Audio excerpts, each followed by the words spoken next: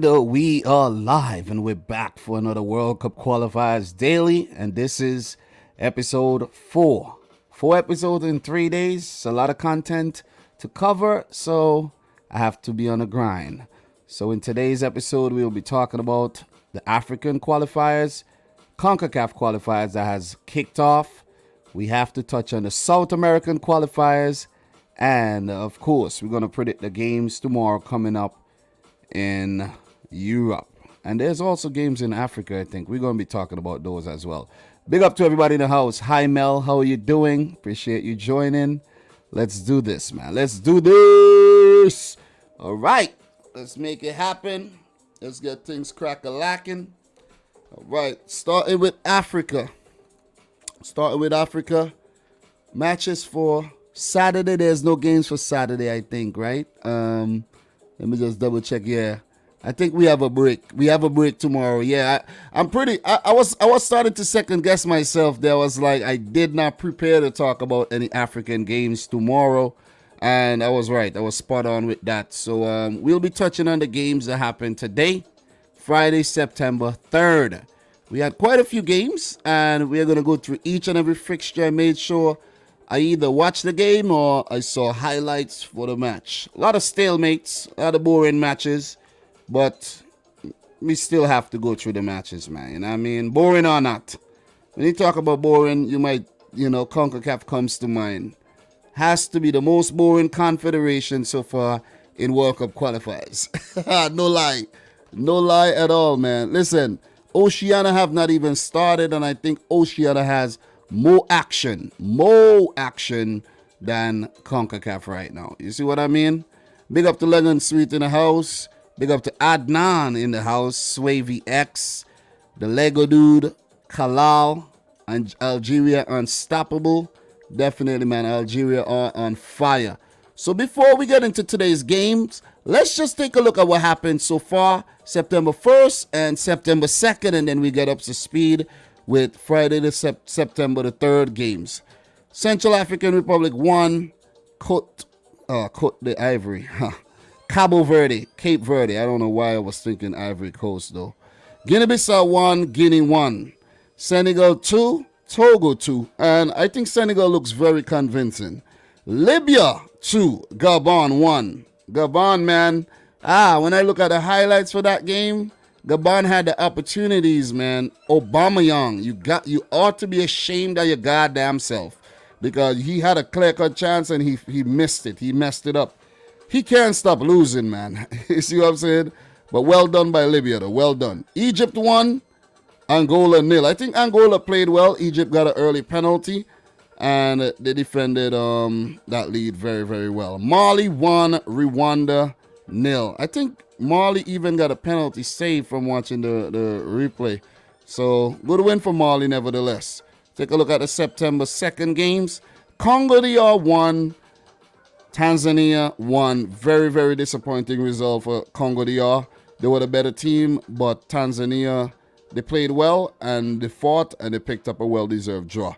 Kenya versus Uganda, a stalemate 0-0. Not going to talk further about this one. Namibia, very impressive, 1. Congo, 1. This is a game Congo feel they should have won, but they didn't. Madagascar, 0.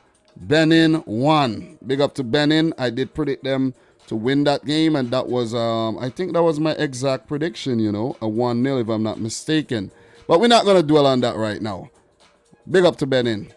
Niger 0, Burkina Faso 2. Niger kept themselves in the game for a very long time, but 2 late goals for Burkina Faso give them the 3 points. Morocco 2, Sudan 0. Yeah, I think Sudan put up a good fight, really good fight. Morocco got some goals there. I think they could have done a lot better. Algeria 8, Djibouti 0. Let me say this right now, man. Djibouti played like amateurs. And you could see at the end of the game, the Djibouti player was being a fanboy to Riyad Mahrez. Big time. I was like, God damn. No wonder you guys got smashed 8-0. You know what I mean? But we're going to continue. That'll be it for the games that has played so far in the second round of African World Cup qualifiers for the 2022 World Cup in Qatar.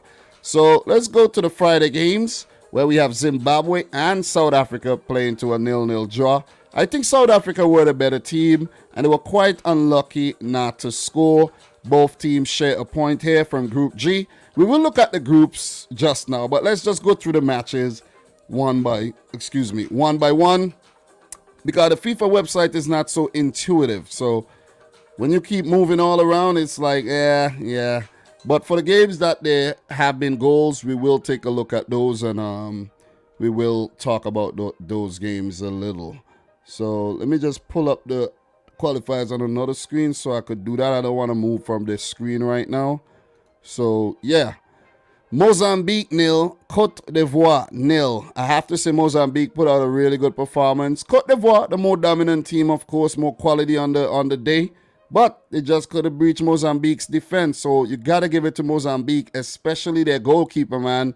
He was, I think, the man of the match on the day. Big point.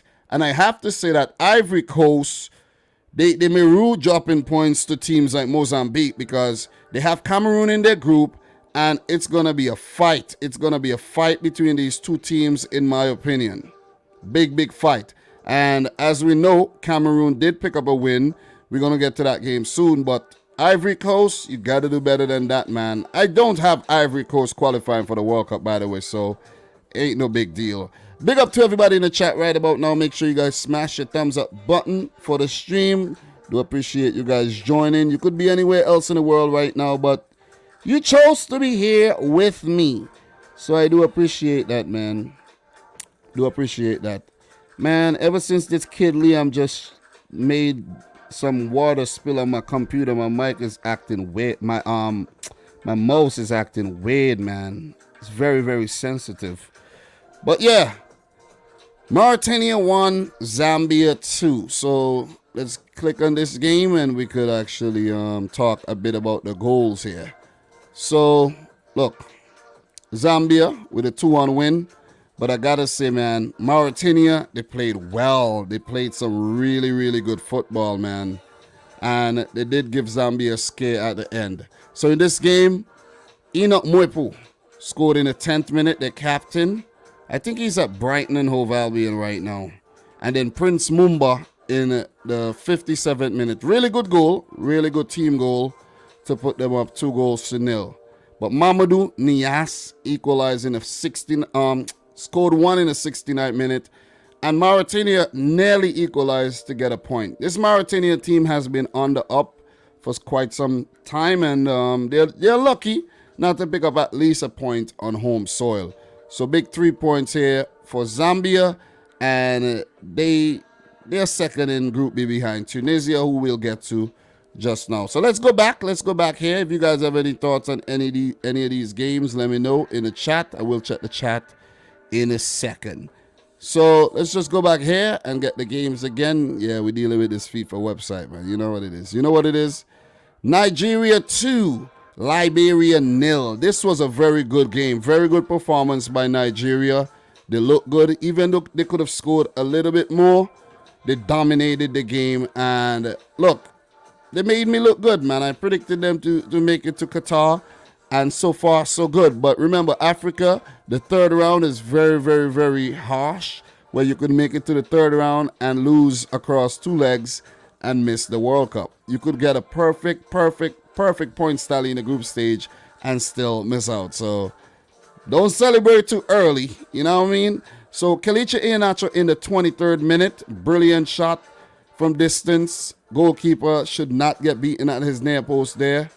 And in the 45th minute, with his right foot after he received the ball off Alex Iwobi's head from a throw-in, and turned, swiveled, put it into the back of the net, 2-0. He had a header that went wide.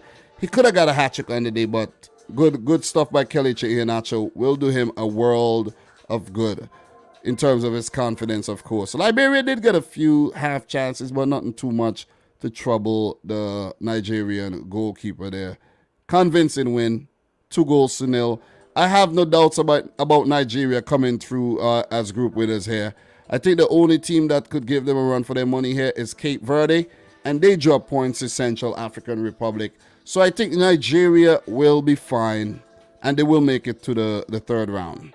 Definitely. Big up to the boy Adnan in the house. He's Nigerian, big Nigerian supporter as well. And you got to give it to the Nigerian FA, man. They always have some really nice kits and some good training kits as well. They're looking good. They're looking good. They're just to impress, you know what I'm saying? And they have been impressive so far. Guys, don't forget to smash the thumbs up button for the video. Let's do this. Get back to the fixtures. We're almost through with Africa. We're doing a great job so far. We're coming along very, very well. Ghana 1, Ethiopia 0.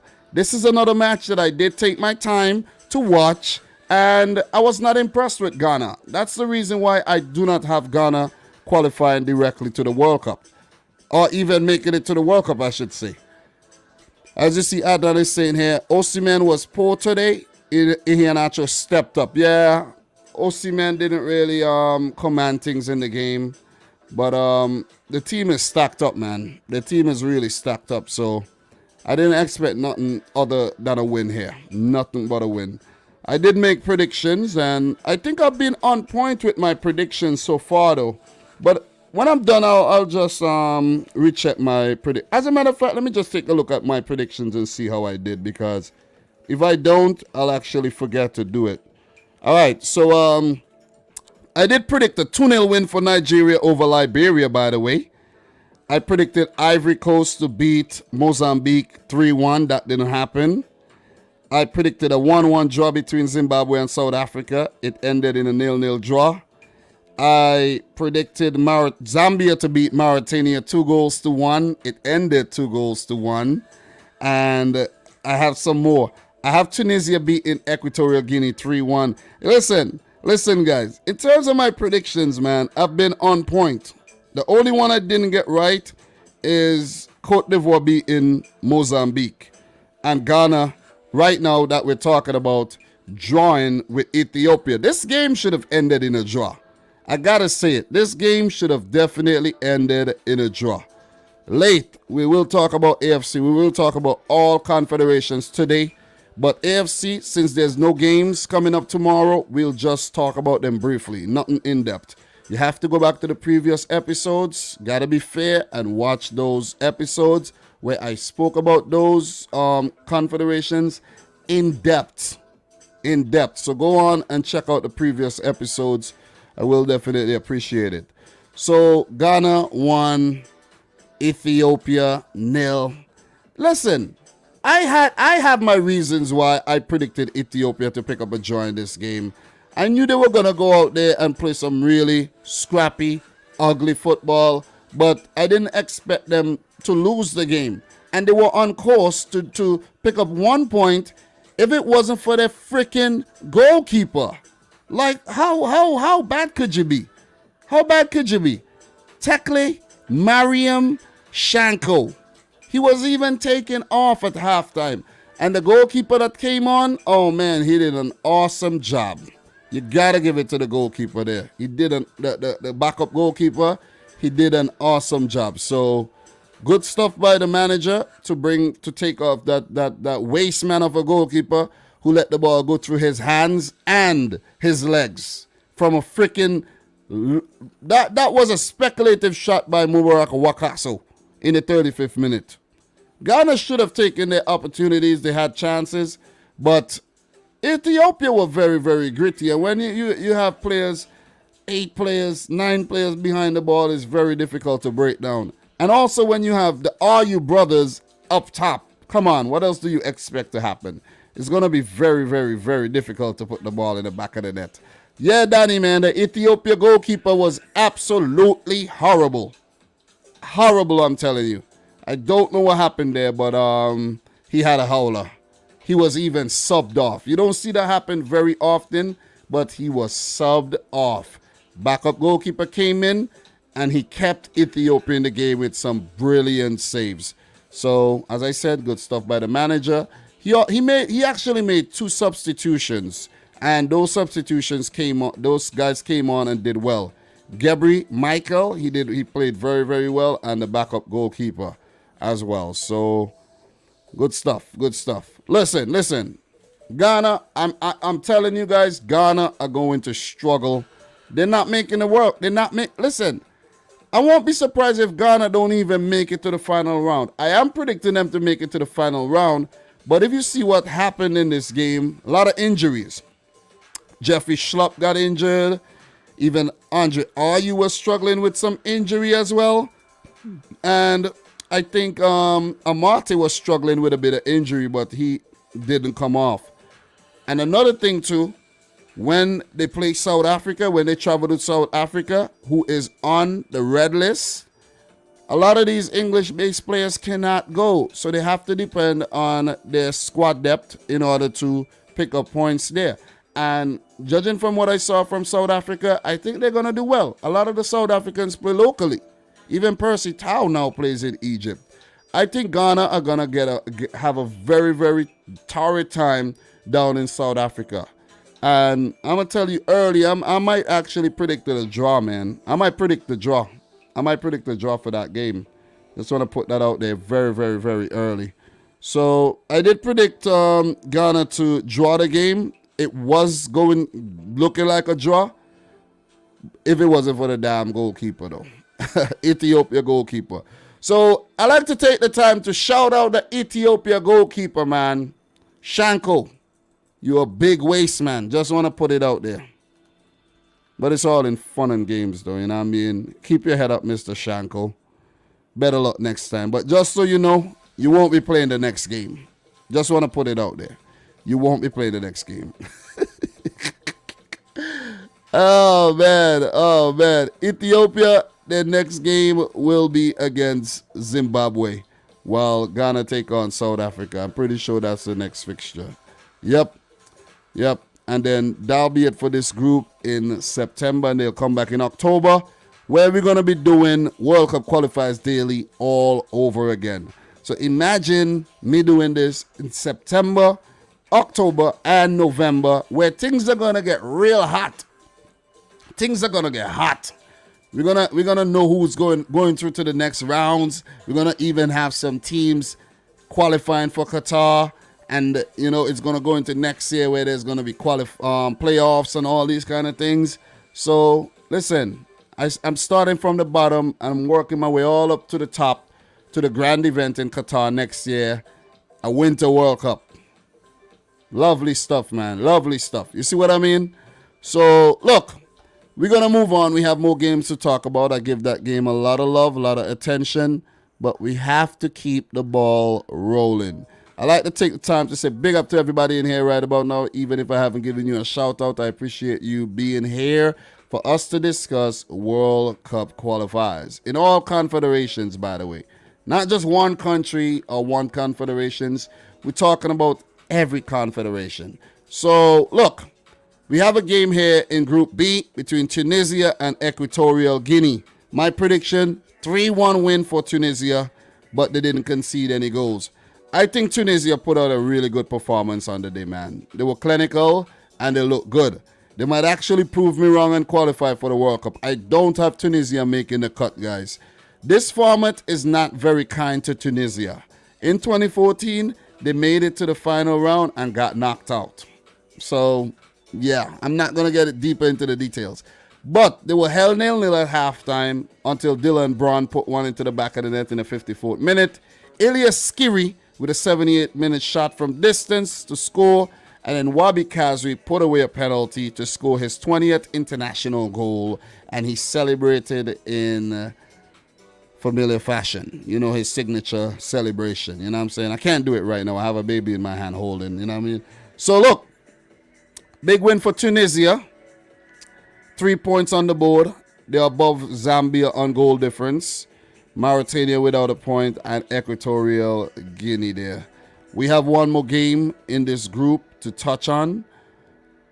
Not the group in Africa to touch on, and that's Cameroon 2, Malawi 0. So let's just click on that one. I actually forgot to click on the Tunisia game, but that's all good. It's all good. So Cameroon 2, Malawi 0.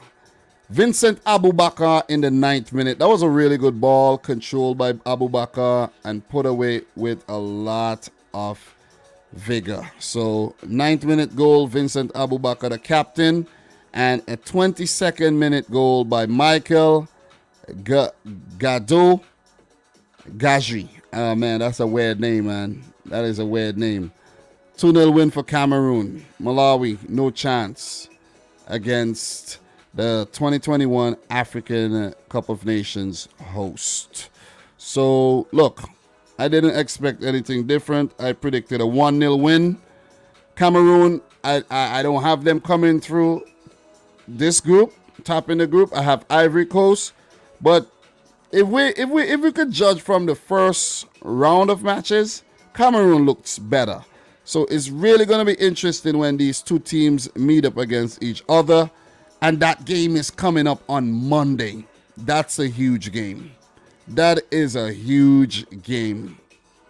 Definitely tuning into that one. What time is this one? It's 3 p.m. on Monday. I might not tune into it. There might be a bigger game in Europe I want to watch or something, but I can't make any promises.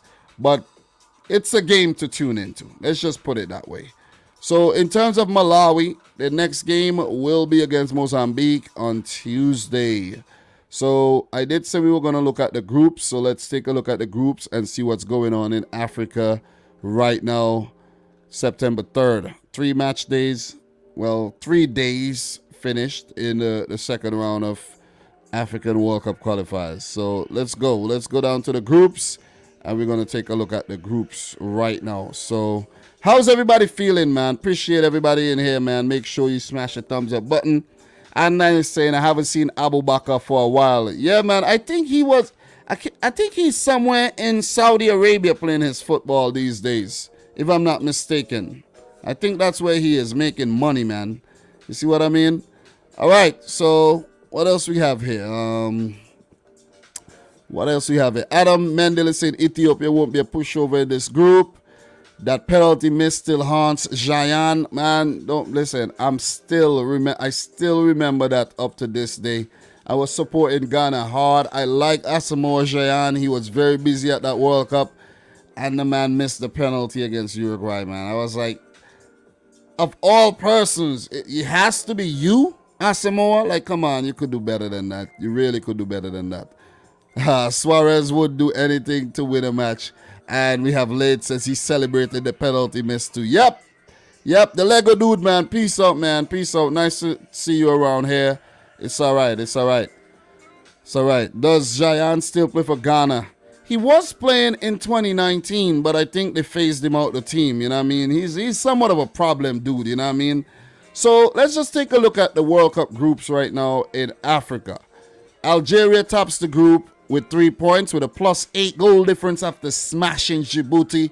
Burkina Faso also has 3 points. They're second after beating Niger.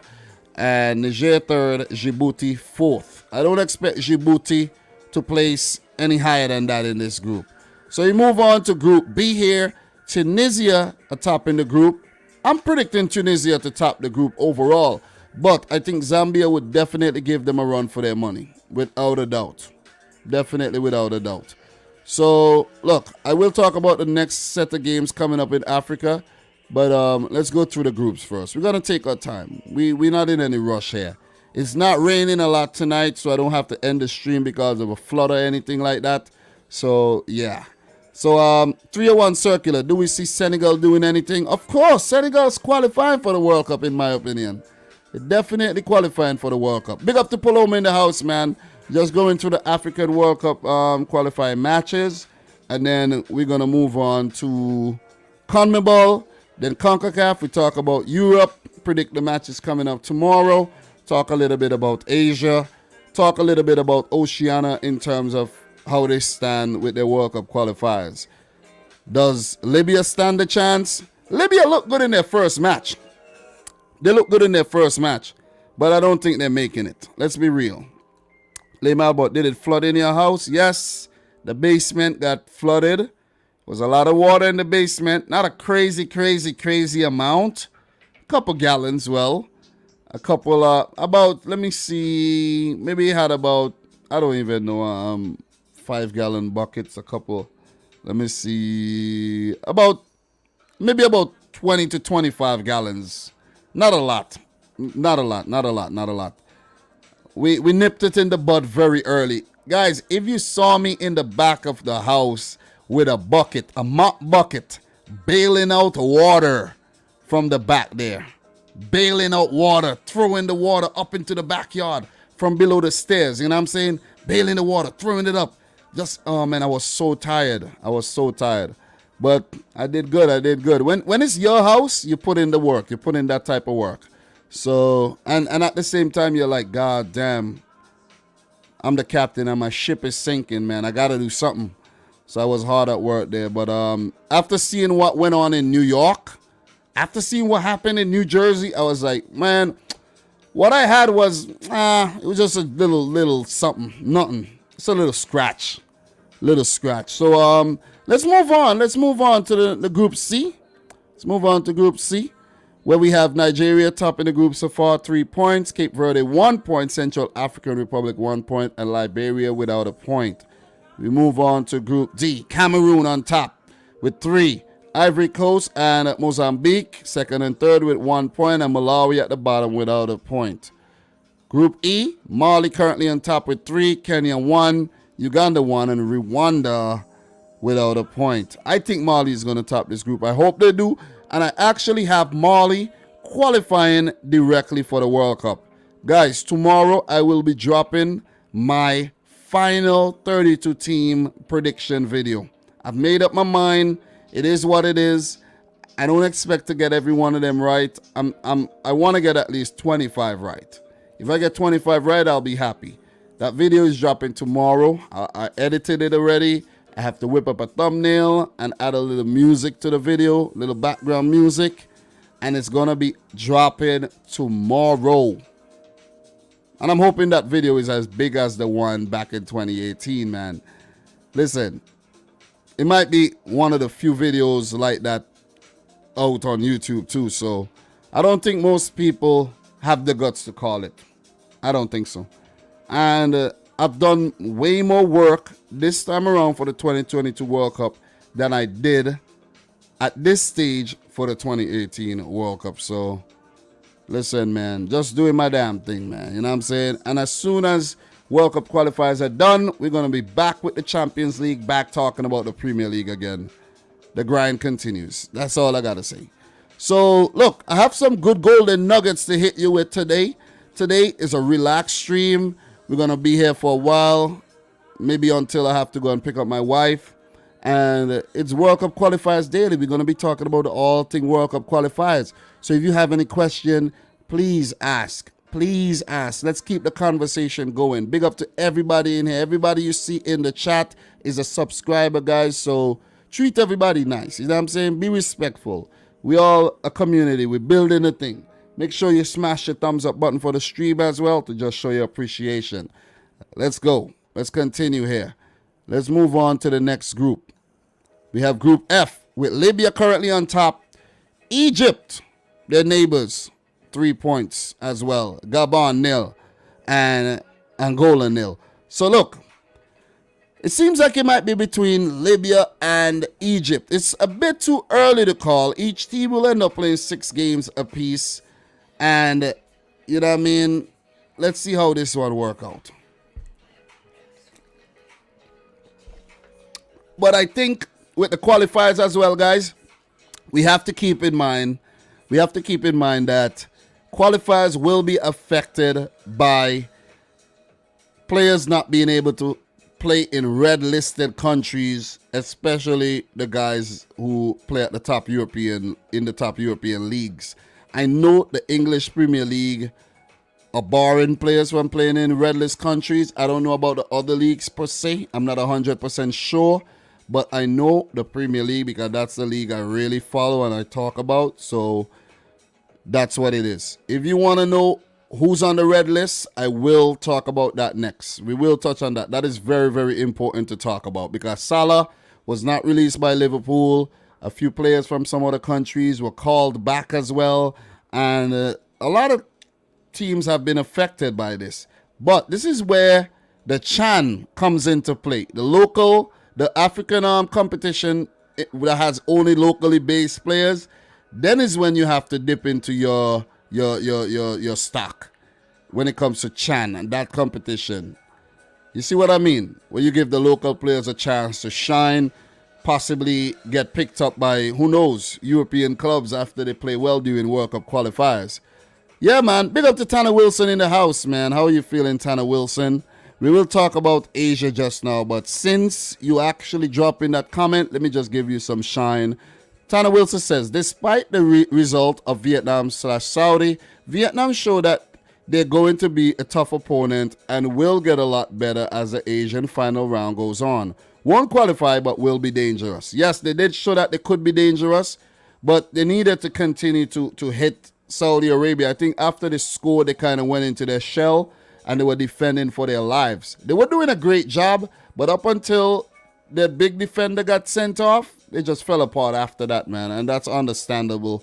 I was watching this game. I thought we were going to get another big upset in Asia again, but Saudi Arabia, they came out in the second half and played some really good football. But well said, man. Thanks, man. 301 Circular, thank you very much, man. It says, first found your channel when the Euros was on and been locked in ever since. Appreciate it, 301 Circular. You're the real deal. Big up to Adam Mendel, who says this channel is gold. I do appreciate that, bro. I do appreciate that. What else we have here? Mali is massively underrated. Yep. Definitely underrated, man. Libya did a comeback, says AD. And I'm not remembering. I talked about the Libya game and I didn't even go into who scored or whatnot. I don't know why I did that, though. But, oh, yeah. I spoke about that already. My bad. I think I did speak about that. That's on September 1st. Yeah, AD, you got me there. I did talk about that game already, man. So, Tredos, Mr. Kiribel Tredos says, LOL, the first time I was watching Dominic's stream, he said my last name right, unlike anybody else. Tedros. Kiribel Tedros. Thank you very much, man. Thanks for coming through again. Guys, don't forget to smash the thumbs up button. Kiribel also said, Dominic, you a legend. You said my name right the first time, unlike many people.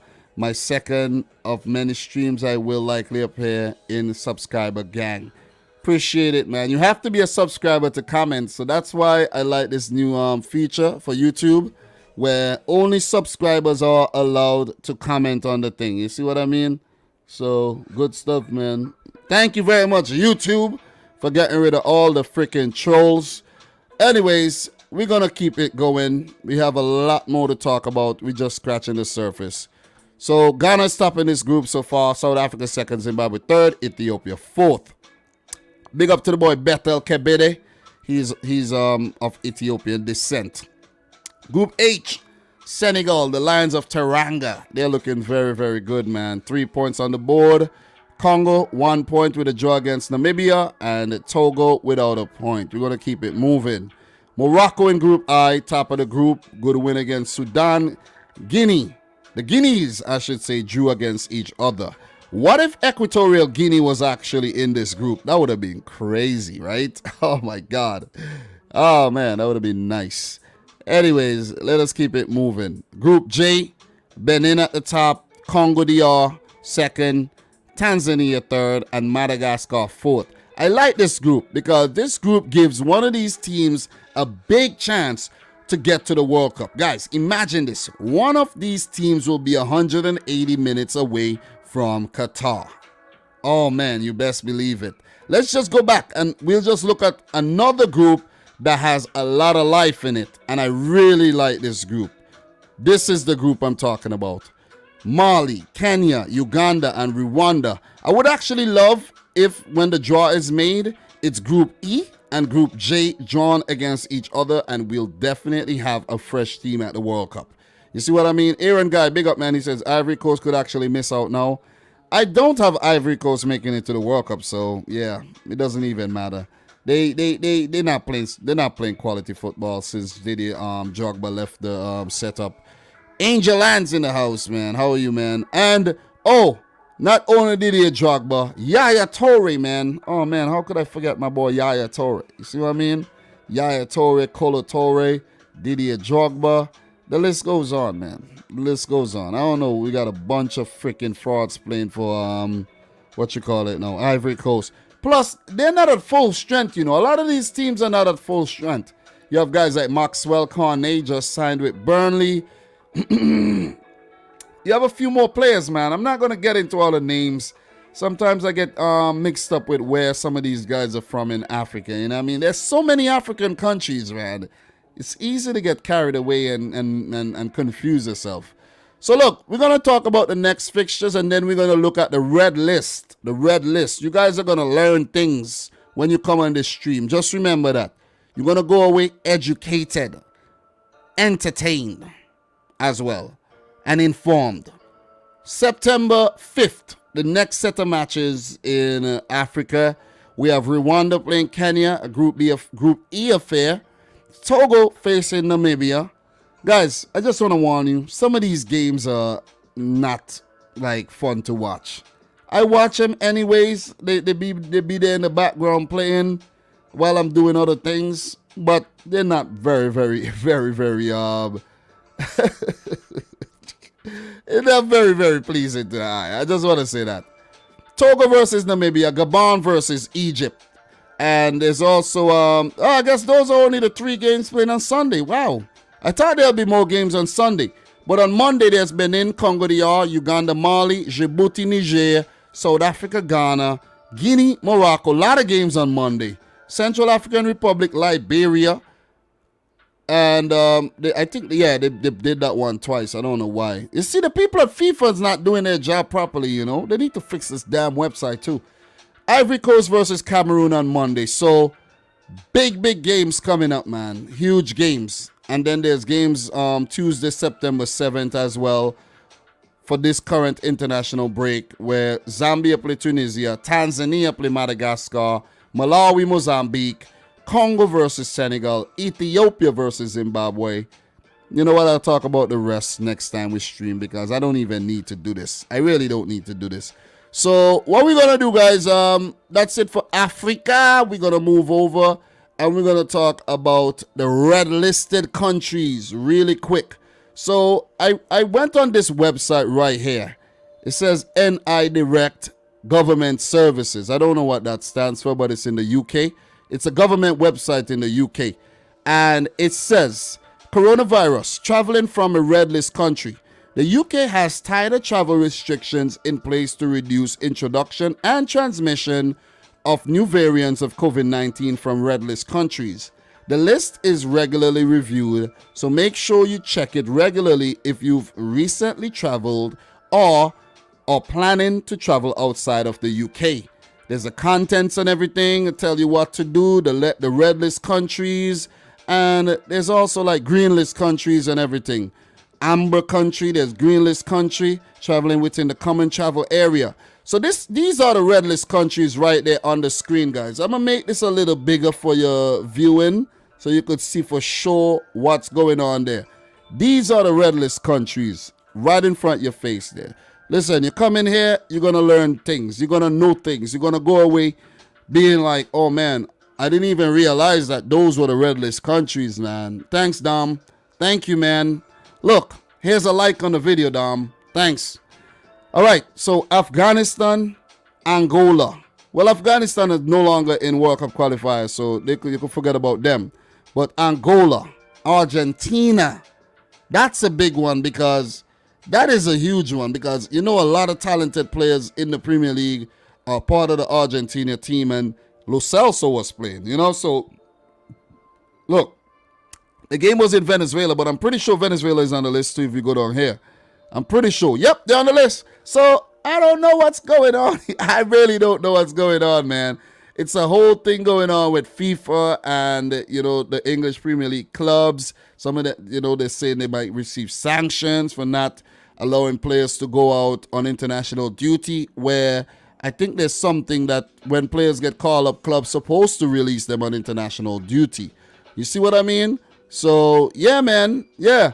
So, Angola, Argentina, Bangladesh, Bolivia, Botswana, Brazil, Burundi, Cape Verde, Chile, Colombia, Costa Rica, Cuba, Democratic Republic of Congo, DR, the Dominican Republic, Ecuador, Egypt, Eritrea, Eswatini. Sounds like I'm singing a DMX rap song, right? I know, right? I know. Ethiopia, French Guyana, Georgia, Guyana, Haiti, Indonesia, Kenya, Reunion, where Dimitri Payet is from, Lesotho, Malawi, Maldives, Mayotte.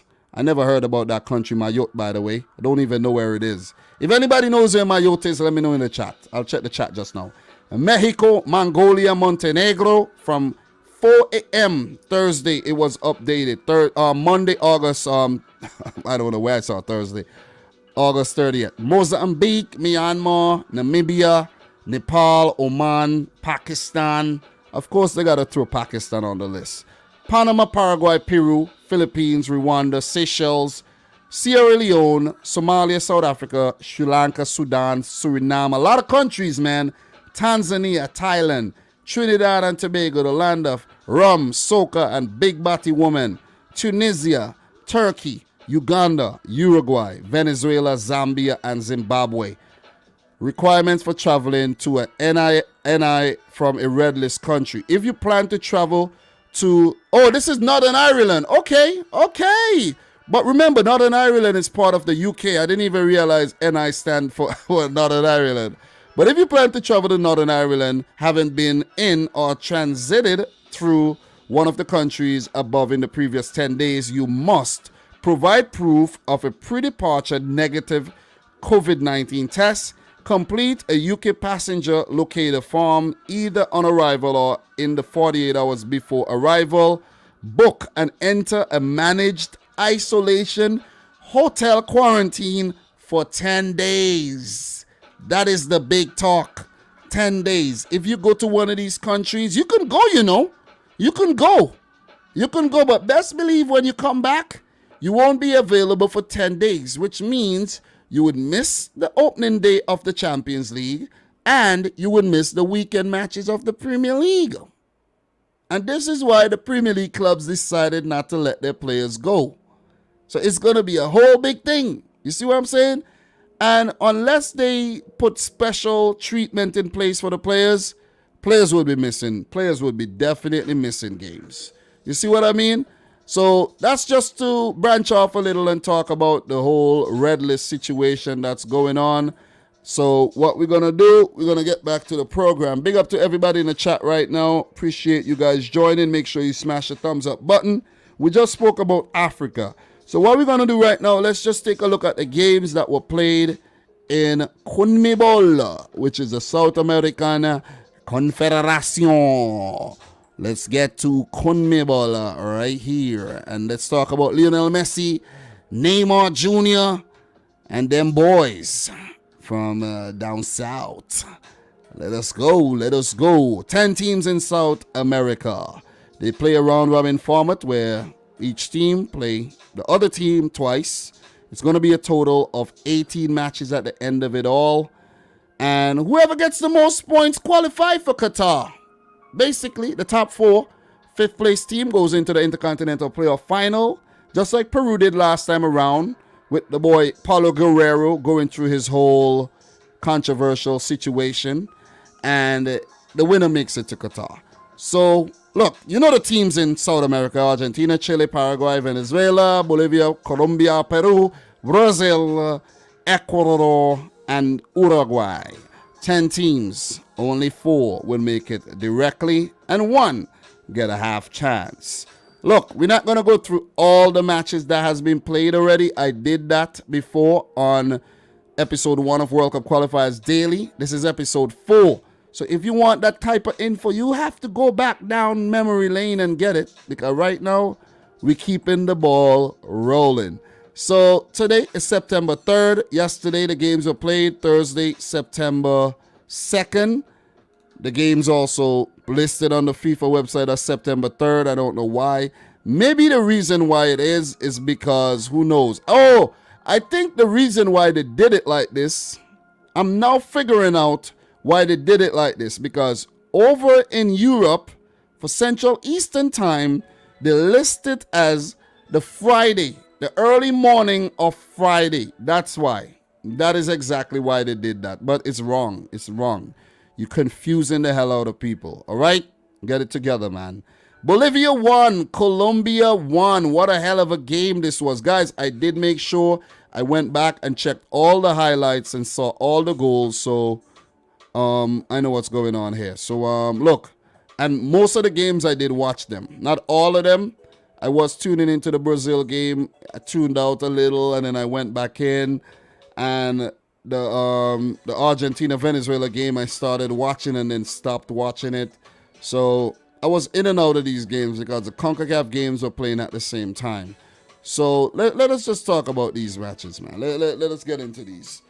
But before we do, you know what I'm saying? Got to show some love to the chat. How's everybody in the chat doing right about now?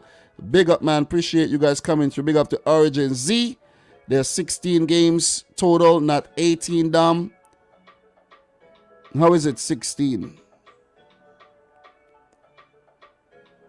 Because COVID canceled them. I'm just talking in general. It's supposed to be 18. You know what I mean? That's what it is. That is what it is. 18. You feel me? I don't know where you get that from. COVID canceled games, you said. Do you think Colombia will qualify? Yes. I think Colombia will qualify directly.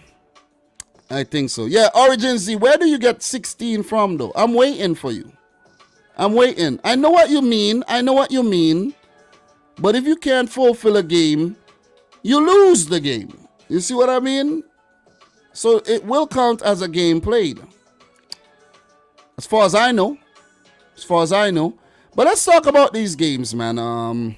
Bolivia won, Colombia won. Roger Martinez in the 69th minute. This Roger Martinez guy is nice, man. You see what I mean? A right winger, brilliant goal into the near post there to beat the Bolivian goalkeeper. Fernando Salcedo. What a goal. That was a banger. That's a screamer. That's one of the best goals so far in World Cup qualifiers. So, got to give it to Mr. Salcedo there for bagging a point for Bolivia. I did talk about this game already yesterday, and I did predict a 1-1 draw, by the way. So, give it to your boy, Dom. Definitely got to give it to me for that one. Mr. Carmelo Anez was sent off in the 97th minute, so he'll miss the next match for sure. But Bolivia dominated this match and picked up a very, very valuable point here. They're 8th after 7 games, and they have 6 points in the bag. So let's keep the ball rolling when it comes to this. But in terms of who they play next, Bolivia will play Uruguay on Sunday, September 5th. And for Colombia, their next game will be against Paraguay on Sunday as well. So we're going to keep this one moving and talk about the next game. So if you have anything to add on this one, please let me know. Do appreciate it. Let me see what you guys are saying in the chat right now. Big up to my boy Football Pharaoh in the house. God damn it, man. Oh my God, I cannot believe what I'm seeing right now. My boy Football Pharaoh is in the house. Jeez. Jesus, man. Jesus. Yeah, I shouldn't be calling Jesus his name like that, but Football Pharaoh said, I would have said it's a bad result for Colombia, but to be honest, it's La Paz after all. Bolivia taking points off others too. Colombia will qualify. Football Fair is the same thing we were saying, man. We were actually saying that anytime you go to Bolivia, you stand a chance of dropping points. You see what I mean? And a lot of things that we talk about Football Fair in those tailless videos, they come into fruition. Look at what you said about Spain and Sweden.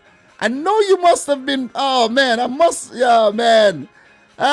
You must have loved that one. Lovely stuff, man. That's why I love World Cup qualifiers, man. Love it. Gotta love it. So guys, this is World Cup Qualifiers Daily. Make sure you smash the thumbs up button. Let's get the stream up to 50 thumbs up, man. Look, we've been here for 49 minutes. We only scratched the surface. We got a lot of things to talk about. But Football Fair, I appreciate you coming through, joining the live stream. Stick around, bro. Stick around, all right? Stick around. And Football Fair, bro, if you want to come on, you can come on, you know. If you want to come on, bro. I love that. I love that, even though I have to grab my headphone. Let me know if you would like to come on. If not, it's cool, though. It's cool. It is cool. So, look, or maybe in the future if you don't want to right now. But look. So, let's move on, man. Big point for Bolivia, as I said. And Colombia, I don't think they'll look at it as points drop at all because it's tough to play in Bolivia.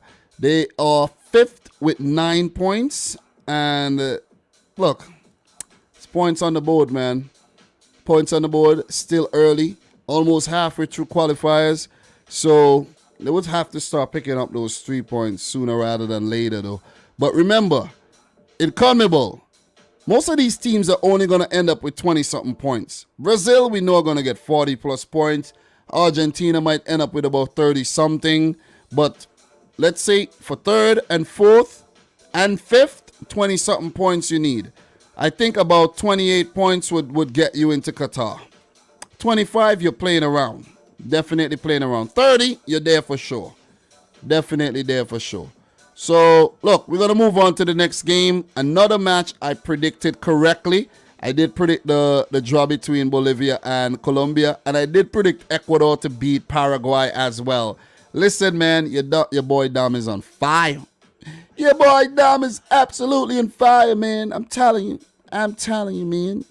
So, look, let's talk about this game. Let's talk about the game, the goals, just to touch on the goals really quick.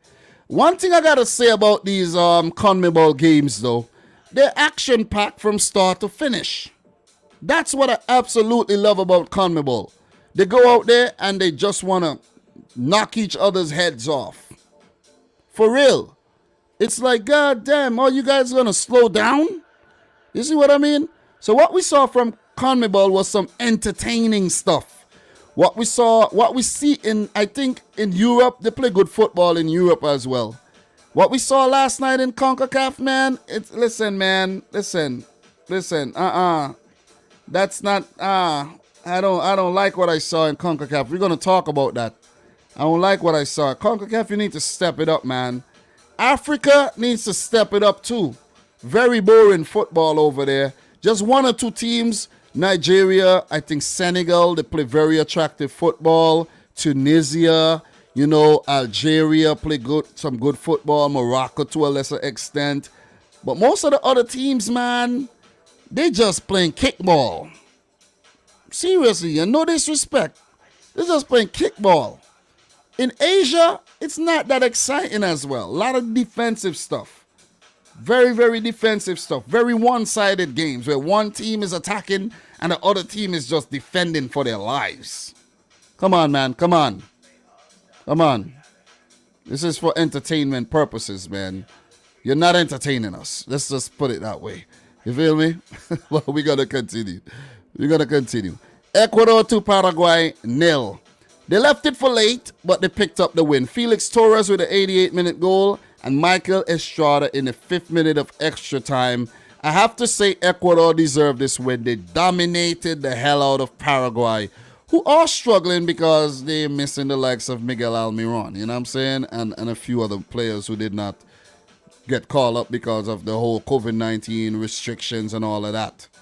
Red list. We just went through the red list countries. So you got to give it to Ecuador, man. Very talented lineup. And I'm telling you, I have Ecuador qualifying for the World Cup. Gustavo Alfaro, pack your bags. You guys are going to freaking Qatar. I'm going to call it right now. I'm calling it right now. I'm convinced. I'm convinced by Ecuador. Ecuador, all I got to say to you, don't let me down. Or I'll have to, listen, even though you're on the red list, I think they're on the red list. Let me double check to make sure if they're on the red list or not.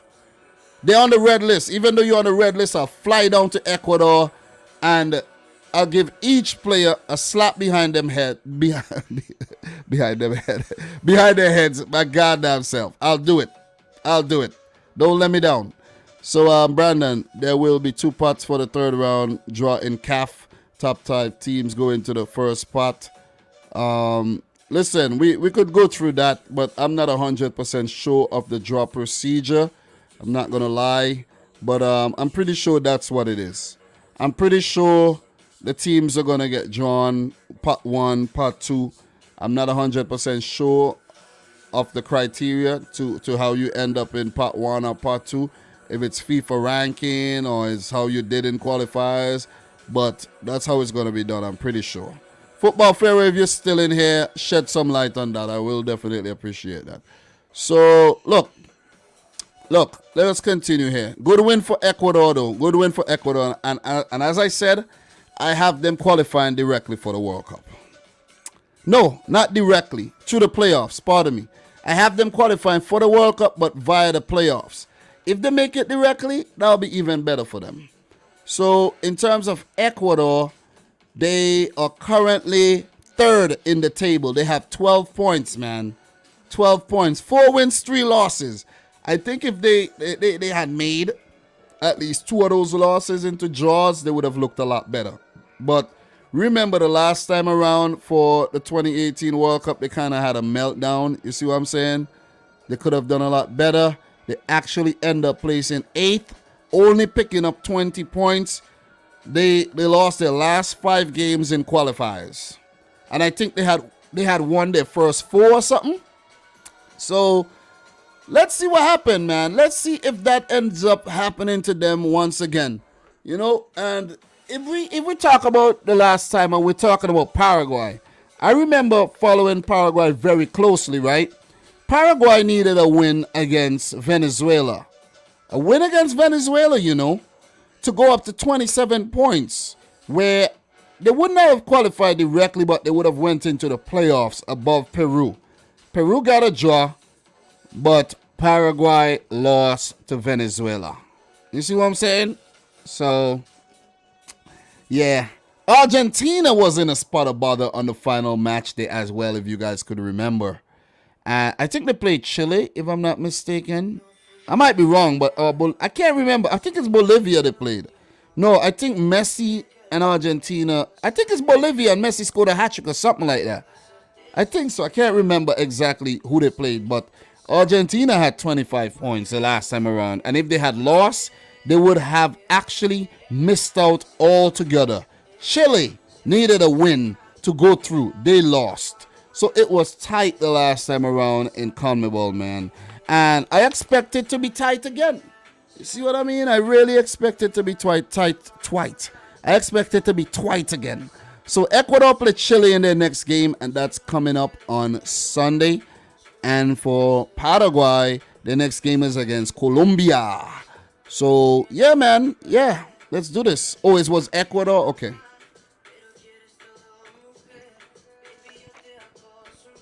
Yeah, I didn't go that far back. I really didn't go that far back. I can, but I didn't. I didn't go that far back. So, yeah, I could have. Maybe in the future we'll do like a retroactive reaction of, you know, some of the older qualifiers. Who knows? But yeah, let us see. But we're not gonna go that far back though. That's like way in the past, man. Let's move on, man. Let's be a bit more progressive. But sometimes you just have to go back to just remind people of how close things are in CONMEBOL in terms of the World Cup qualifiers. So we're going to keep it moving, and let's go back, talk about the next game here. Friday, September 3rd here. All right. We got 3 more games to touch on in terms of CONMEBOL. Venezuela 1, Argentina 3. Let me just double check my prediction for this, and I'll tell you exactly what I predicted, and you guys will be like, wow, Dom. And if you don't believe all these predictions I'm telling you about, go back and watch the earlier episodes. So, look, I think I made these predictions like way on match day 1. Episode 1, I should say. So, my predictions was Bolivia, Colombia 1-1. Ecuador to beat Paraguay 2-1. Argentina to beat Venezuela 3-1. And that's exactly how it ended. Listen, let me just say this, man. If some of you guys were actually looking at my predictions and making bets, you would have been making a lot of money. I just want to put it out there. You would have been making a lot of money. I'm not telling you to use my things to make money, because when you lose money, don't blame me. I'm just saying. You see what I'm saying? Football Fairs says Argentina played Ecuador on the final match day after Ecuador took the lead in the first few minutes. Yeah, I remember it was something dramatic, man. Definitely. So, let me see something. Guys, make sure you smash the like button if you're yet to do so. We definitely appreciate that. Just checking my phone to see if I got any important messages, because sometimes you're live, messages come through, and like you know what I mean, you don't really look at your phone, so you miss a lot of things. Similar to how I was in here and my basement was flooded, man. You know what I mean? So yeah. So look, Elias, does Everton's new boy Solomon Rondon still play for them? He does, but he wasn't in the team. He wasn't in the team. The team made up of guys like Jefferson Soltado. You had Josef Martinez, Tomas Rincon, and those well-known players from Venezuela. So we're just gonna take a look at this game, the goal scorers. And Argentina scored some really good goals, though. You know what I mean? Really good team goals, passing the ball in close quarters and just putting it in the back of the net. You got to give it to them. They're playing some attractive football, man. Lautaro Martinez in the 45th minute. Joaquin Correa in the 71st. And Angel Correa in the 74th. So they're doing their thing, man. They're doing their thing. They dominated the game. They had 17 shots at goal, 10 on target, 73% of the ball. Passed the ball very well like Manchester City, 92%. Look, Venezuela had chances too. And even though Argentina are a dominant outfit, they do give you a sniff. They do give you a sniff. Venezuela scored a consolation goal in the 94th minute from the penalty spot, but Adrian Martinez was sent off in the 32nd minute. So that really put a hamper on the Venezuelan outfit, because playing with 10 men for about 58 minutes is not easy. So after they went down to 10 men, like 30 minutes into the game, that is when Argentina actually took a grip on the game and ended up winning the match. But Venezuela did not go down without a fight. I like that, you know, there was fans in the stadium and everything. And it was a good game, man. It was a good game. From watching the highlights, it was a very, very, very entertaining game. So the Vino Tinto, hold your head up high, chins up, keep going. One day you guys will qualify for the World Cup, but not this time around. Jefferson Soltado, I gotta give it to you, bro. You have balls of steel. That was an outlandish freaking penalty. I was like, God damn. No, you didn't just do that. Emi Martinez is still actually having nightmares of that penalty, man. So we have Palomo in Toronto FC player Soltero scored a goal. That's nice, especially for a team down in the mud. Yep. So what else we have there? Sydney football, Brazil, Argentina, Colombia, Ecuador to qualify directly. Paraguay into the Intercontinental Playoff, I think. Thank you very much for sharing that info with us. Football Pharaoh, something within Argentina's core changed. It's the core, bro. It's the core. That's what changed. Ever since that 2019 semifinal versus Brazil, that was a defining moment. They have spark, well coached, no longer clowns FC. Well said, bro. Well said. Well said. Well said. So 3-1, man. 3-1. Convincing win for Argentina. Messi out there playing for the team. That was the first time since they won the Copa America, right? First time being a PSG player as well. So I'm telling you, man, it's nice. It's nice to see the GOAT on display, man. Him and Cristiano Ronaldo are two GOATs. We are blessed to see these guys in our generation. When they leave, what are we going to have? Just start thinking about that. Are we going to have goats? Or are we going to have sheep? You see what I'm saying? You see what I mean? You get the point? But anyways, listen, I expected nothing less than an Argentina win, and we got that. In the next game, they play Brazil on Sunday. This is a game. I don't care. I just want to put this out there. I don't care who's played in Europe. This is the game I'm watching. This is the game I'm watching. Would have been nice to do a watch along to this one, but I do not have any reliable source to watch the game on. Because I don't think that I'm going to have to check. If this is on cable,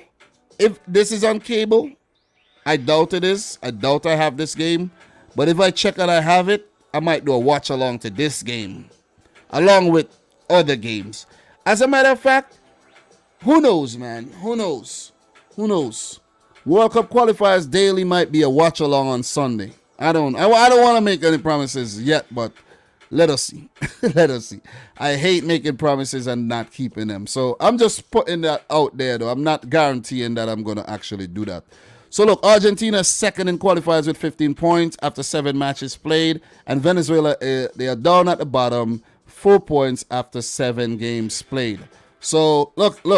For Venezuela, they would need to win all their remaining matches to stand a chance of qualifying. Look, they would end up playing what? 18 games? According to my calculation. 18 games? Which means they have 11 left. They would need to win a lot more games to qualify. All their games would definitely qualify them. But let's say they need about 8 wins. 8 wins. And that's not happening. So we could already see, it's safe to say that Venezuela won't qualify. Very safe to say. So, look, we're going to move on. Peru won, Uruguay won. What was my prediction for this game? A 2-2 draw. I'm on the money. I'm on the ball. You see what I'm saying? I'm not bragging, man. I'm not bragging. I'm just saying I got it right. When you get it right, you have to celebrate your wins. So, Renato Tapia in the 24th minute. He didn't score a tap-in. It was a bicicleta. La bicicleta. Or La bicicleta. That was awesome, man. A bicycle kick. Ricocheted off a player into the back of the net. Deflection, but still, I think the bicycle kick was on target. So, if you want to see goals, one of the best goals scored so far in qualifiers, that one. And there's a few other good ones, long-range shots, but you got to give it to this goal, man. That was a nice bicicleta. Nice bicicleta. So, awesome stuff by Renato Tapia.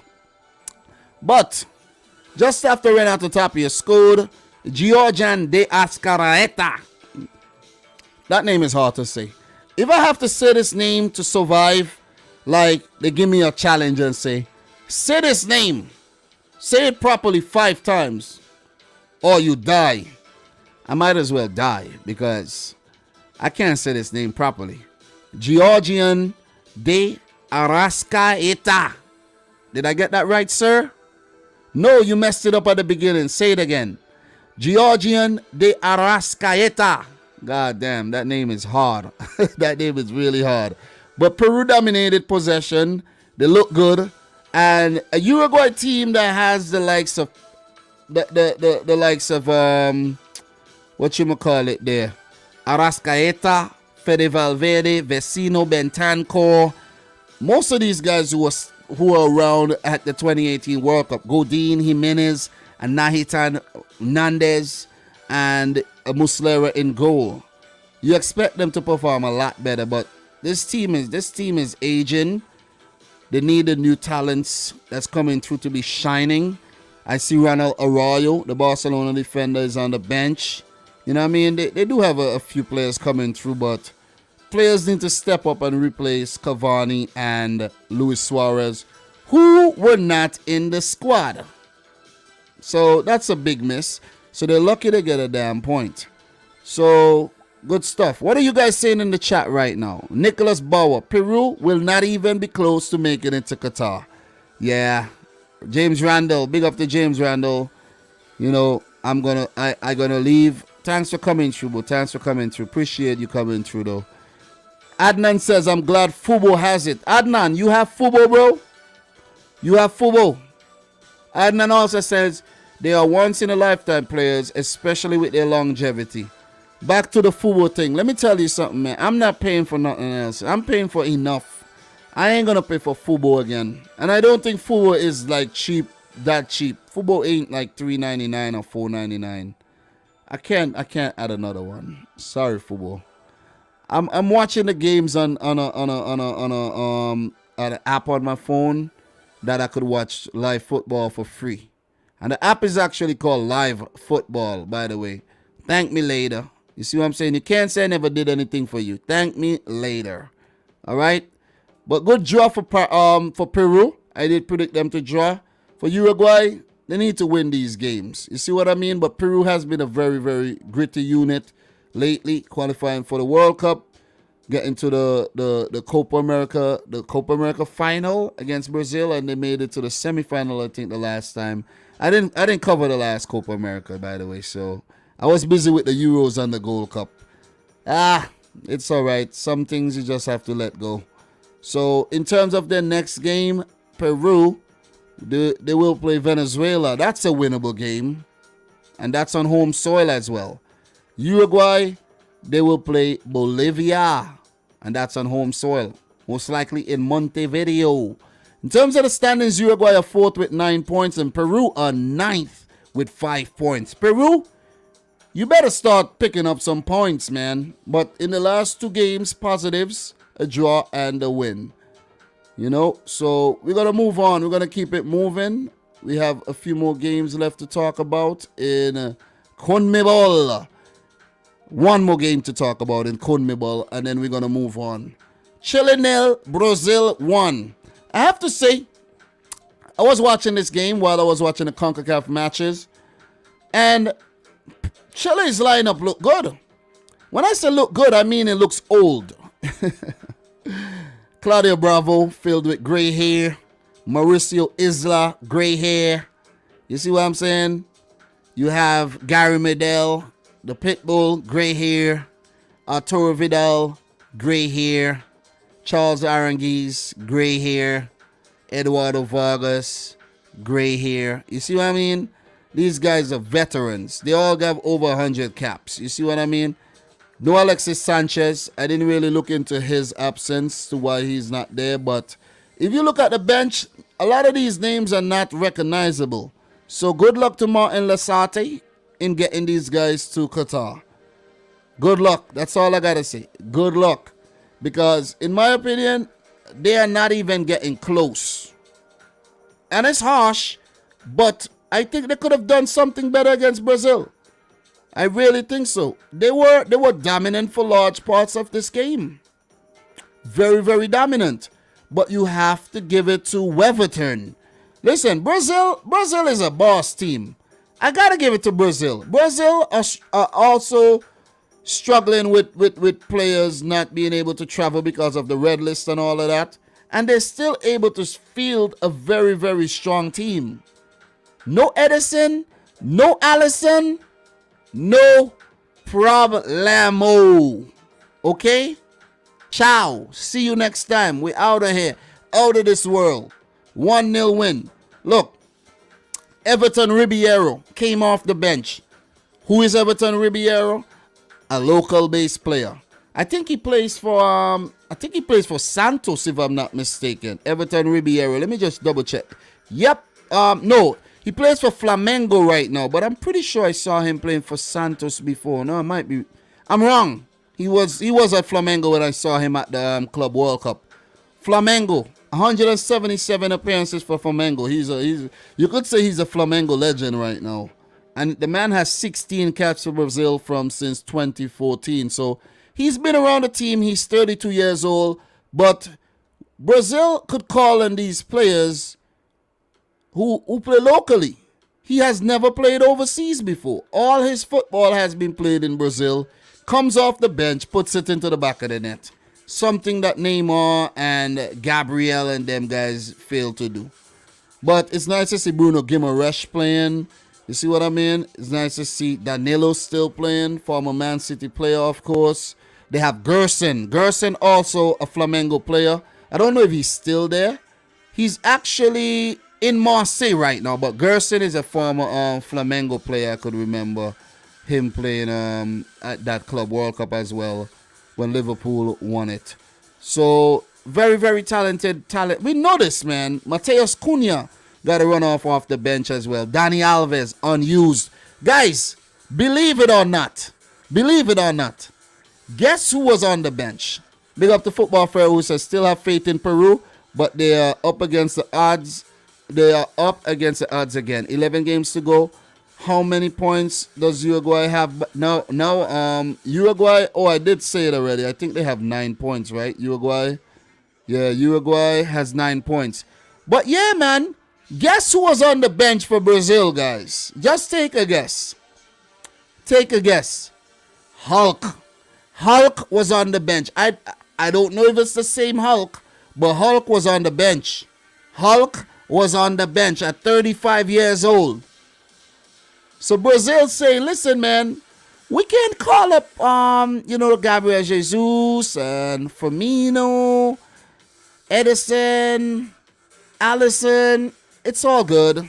We just call up these local base players. It's all good. You know what I'm saying? I see guys like Everson on the bench. Guillermo Arana, Eddie Nilsson. Never heard of these guys in my life. You see what I'm saying? Guess who got a call up at the age of 36 as well? Miranda. You guys remember Miranda from Inter Milan? Miranda was on the bench. This is unbelievable. Brazil are calling up their older players because of this whole COVID-19 thing that's going on right now. And I'm pretty sure we're going to see them get a run out. Pretty sure. Wow. I love it. Dani Alves on the bench. He didn't get a game though. There was a player by the name of Santos as well. He's 31 years old. I don't know if he's ever got a cap for Brazil. He never got a cap. He was part of the Olympic team for the 2021 Olympics. So, look. Brazil, that's what they'll always have over other teams, the depth and the talent. Chile, I'm telling you, they could have got something from this game, but Weverton was way too good for them, man. He was way too good, I'm telling you. So, in my opinion, Weverton, the man of the match. Man of the match for Weverton. He deserves it. Casemiro turned out, Marquinhos turned out, Alexandro, Vinicius Jr., Neymar, Gabriel Barbosa. The team is still very strong, but it could be even stronger. That's the scary thing. Brazil play Argentina on Sunday, and I'm really looking forward to this game. As for Chile, the next game is against Ecuador. It won't be easy. But guys, that wraps up South America. Sudamericano. Football de Sudamericano. Big up to everybody in the chat right now. Appreciate you guys being a part of this World Cup Qualifiers Daily. And we have to move on to CONCACAF, man. As football fairy like to say, everybody's favorite confederation. All right, CONCACAF. Let's go. Let's talk. Let us start, man. Let us talk. 34 teams. 66 matches played. 232 goals scored. CONCACAF, man. CONCACAF. Let's talk. Let us talk.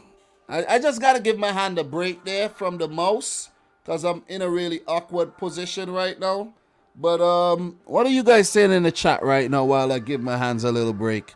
Arnav Gupta. Not going to lie, it was great to see Hulk going strong still and back in Brazil colors. Yep. What else we got? Bolomo, are we heading to CONCACAF? Yes, we are. Dr. Negative. U.S. led players for Copa America because they didn't have the season, but when they did, they didn't let them go because they are in season. Yeah, pretty much. And we talked about the red list already, though. Adnan is saying 2012 Hulk was a beast. Indeed he was. So let me just take a little sip of my water. I've been streaming for an hour, 18 minutes, going non-stop. But we on course, man. We on course. After all, it doesn't seem like if it's going to be a 3-hour stream. We on course. Let's talk about CONCACAF, man. Let us talk. So, we had 4 matches. Canada played Honduras. The game ended in a 1-1 draw. I predicted a 2-1 win for Canada on home soil. Panama versus Costa Rica. I predicted a 1-1 draw. It ended in a 0-0 draw. Mexico versus Jamaica. I predicted a 3-0 win for Mexico. The game ended 2-1. Too close for comfort in terms of Mexico, man. They should win more convincingly. But we'll talk about this game pretty soon. I'll share my thoughts, my honest opinion pretty soon. El Salvador, USA. I expected the USA to pick up a 2-1 win. It was the most boring game of football I've ever seen the USA play. 0-0 draw. Greg Berhalter, I think, looks like he could fuck this up. I gotta say it. Sorry for the language. What kind of team he put out, man? What kind of team? I don't understand Greg Berhalter. For the life of me, I do not understand Greg Berhalter. Why not put out a team that's similar to the teams that you were putting out at the Gold Cup and then work your way into the other guys? You see what I'm saying? What kind of team is that? Listen, getting me pissed off, man. Really getting me pissed off already, man. Seriously. I don't know what kind of team was that. Really don't. Really don't. And I'm going to actually talk about that game first. We don't have a lot to say in terms of that game. So I just want to show you guys the team, man. Let's just go over here and show you guys what's going on here in terms of the team. And you guys will see what I'm talking about, man. You guys going to see the options he had available to him and who he chose to put out, right? Look at this team. Conrad De La Fuente. I think this is a second cap or something like that. Josh Sargent, who has not been playing well for the USA. Gio Reyna, yes, he should start, yes. Weston McKennie, yes. Tyler Adams, right now, I don't think so. Seriously. I'm going to keep it real. Brendan Aronson, I don't think so. Sergino Dest, yeah. Tim Ream, no. Miles Robinson, yes. DeAndre Yedlin, no. No. You put Dest at right back and you put freaking Sam Vines. Listen, where's Sam Vines? I'm pretty sure I saw Sam Vines on the bench. He wasn't even in the squad. You see? But I think he's in the squad. But put George Bello on. George Bello look good. George Bello look good. Or play Anthony Robinson. You're going to play two right backs. You want to play two right backs. I know Des could play left back, but play a left back if you have a left back. You see what I'm saying? Play a left back if you have a left back. James Sands maybe should have started the game. He did well at the Gold Cup, even though he was one of the weakest links. But Kellen Acosta should have started, man. His name is Acosta. He got Spanish in his blood. He would have played well against El Salvador. Play Sibachu. Play Jordan Sibachu up top. Forget about this guy, Josh Sargent, man. Seriously. Play John Brooks, even. I think he tried something and it didn't work. That is what I think. I think he actually tried to say, you know what, man? I don't want to risk these guys. I have Canada coming up. Let me play like a more backup squad. Sebastian Legit.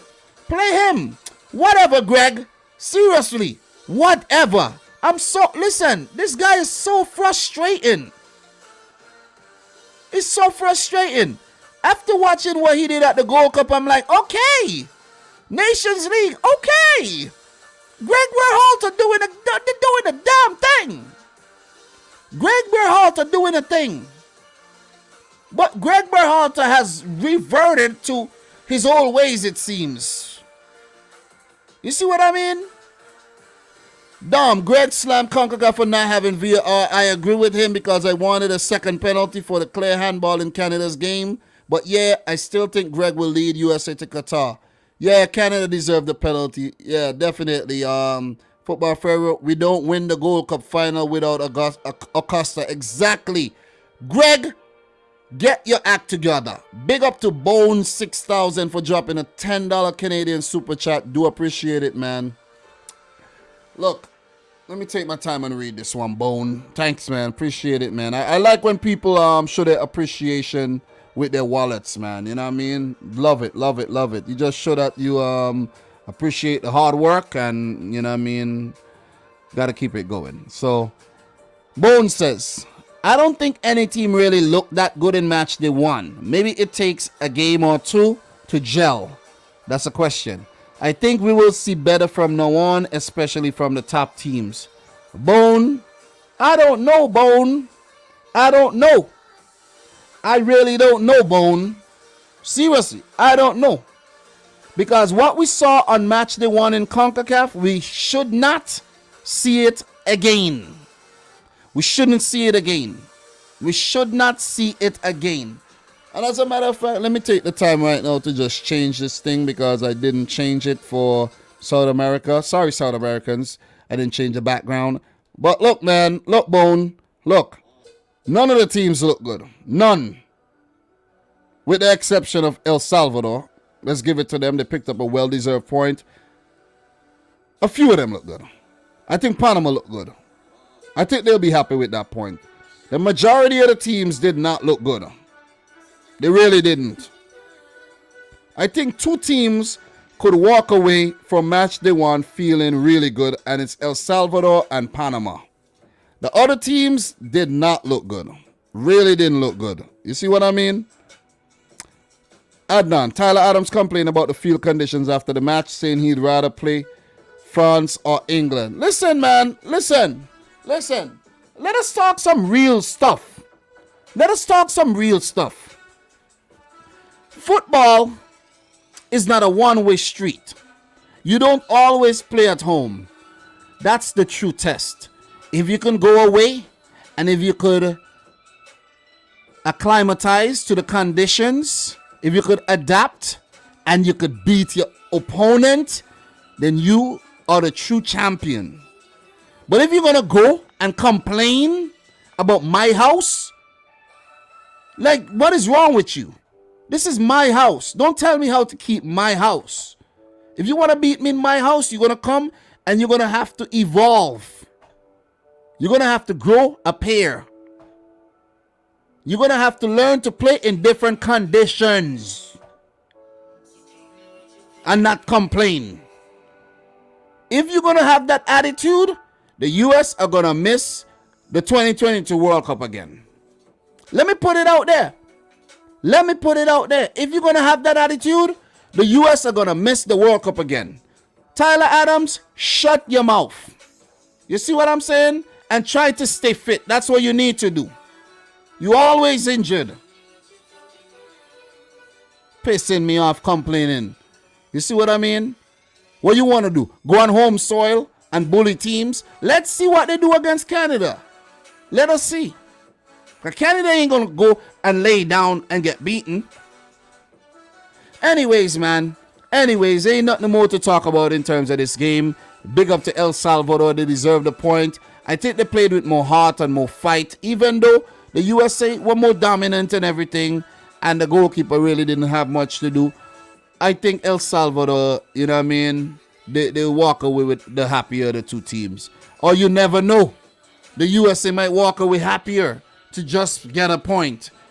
You can't settle for mediocrity, man. You really can't settle for mediocrity. Seriously. But yeah, all of these games, man, just got me really peeved. I'm telling you, all of them.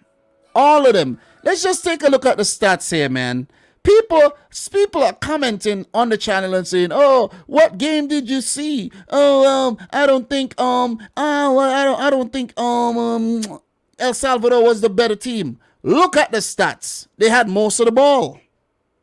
They were at home. They bossed possession. They had 7 shots, 1 on target.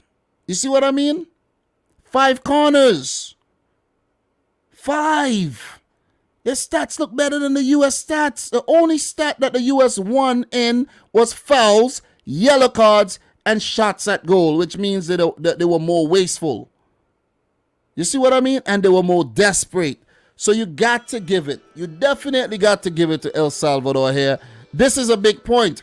And they're carrying their form from the Gold Cup straight into World Cup qualifiers. The USA obviously have not.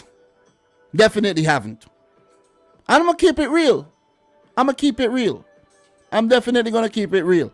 So we're going to keep it moving, man. Listen, for El Salvador, their next game is against Honduras, 7 p.m. Sunday, Eastern time. I live in New York, so we're dealing with East Coast time here. Then they play Canada on Wednesday, and then we talk October. But we won't touch on October right now. USA, they play Canada on home soil. Then they play Honduras away. So, okay.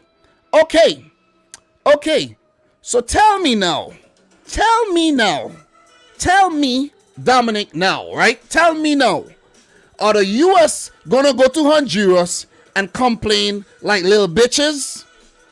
Pardon my language. Is that what they're gonna do? Are you gonna go to Honduras and pick up 1 point and be happy with that? Are you going to go to Costa Rica, pick up 1 point and be happy with that? Are you going to go to Panama and pick up 1 point and he about that? You see what I'm saying? That's 4 points. 4 points out of a possible 12. Are you going to be happy with that? When Mexico might just go to those countries and pick up 3 every time. You see? When Costa Rica might go to one of them and get 3 here or 3 there, 1 there, 1 there. And that's the problem. That is the problem. That is the exact problem with the USA right now under Berhalter. This approach is not the right approach. It ain't the right approach. It's not the right approach. We remember last time around when they got beaten at home. Who was that? Was that Honduras? I think that was Honduras, you know. If I'm not mistaken, I think that was Honduras who spanked the USA on home soil. I might be wrong. I can't remember. I can't remember everything from back then. But it was Honduras did get a draw. Somebody did beat the US at home though. Somebody beat the US at home. Who was it? Who was it? I'm just looking back in the archives right now to just see if somebody did beat them at home. I can't remember, man. I can't remember exactly what happened, but you know, I know the US did not perform well in 2017 for the 2018. It was Costa Rica 2-0. It was Costa Rica and Honduras. I'm just looking back in the archives right now. Yeah. You see? I know what I'm talking about. It wasn't Honduras. It was Costa Rica. Costa Rica 2-0. I was talking about the games back then. 2-0. Guys, my memory is not the greatest. Just so you know. Football Pharaoh has a way better memory than me. I forget things like this. Other things I'll remember, but you know what I mean? Not this. I don't even know my sister's birthday. None of my sisters. I can't remember their birthdays. I have 3 sisters. Asked me their birthday to save my life, and I'm a dead man. Oh yeah, I do remember 1 birthday, but the other 2 I can't remember their birthdays. And my brother, I can't remember his birthday either. And my daughter's one of my daughter's mom, I can't remember her birthday either. So yeah, I'm in the mud with that one. But yeah, man, yeah. The US, man, listen, if you play around, it's gonna be Cuba, Trinidad and Tobago all over again. I have the USA topping the freaking octagonal, I should say, not the octagon, not the Ocho. I don't know, man. I regret making that prediction already. Really regret making the prediction already. The USA right now are 7th in the octagonal. I know it's only 1 game, but I don't care. They're still 7th. El Salvador are 5th. Don't know what they use for that, but yeah, maybe because the US, I don't know. I really don't know the criteria why after 1 game. But yeah, we have more games to talk about. Let's go to those games and let's discuss these games, man. Let's go back to World Cup qualifiers. We're on CONCACAF right now. We already talked about Africa. We talked about South America. We're now on CONCACAF. And we do have to touch on the European games that's coming up tomorrow. Briefly, nothing too crazy. We won't be on those very, very long. Tomorrow, we will be going in depth in terms of Europe, but not tonight. Definitely not tonight. Look, 1 game down, 3 to go. Panama 0, Costa Rica 0. I gotta say, Panama looked really good on the night. Thomas Christensen has them boys playing some attractive football. And some of the standout names here, you go down to the Panama team. This guy by the name of Adalberto Carrasquilla is a very, very good player. Very, very good player. Edgar Bastinas and Animal Godor, you know these guys are experienced heads. Jose Luis Rodriguez came through from the last World Cup qualifying cycle, and he looked bright on the night. And, you know, Blackburn and these guys didn't do much that on the night, but they look solid. They look really solid. As for Costa Rica, I don't know why they took that approach, but it was a very standoffish approach, and they didn't look like they were playing for a win at all.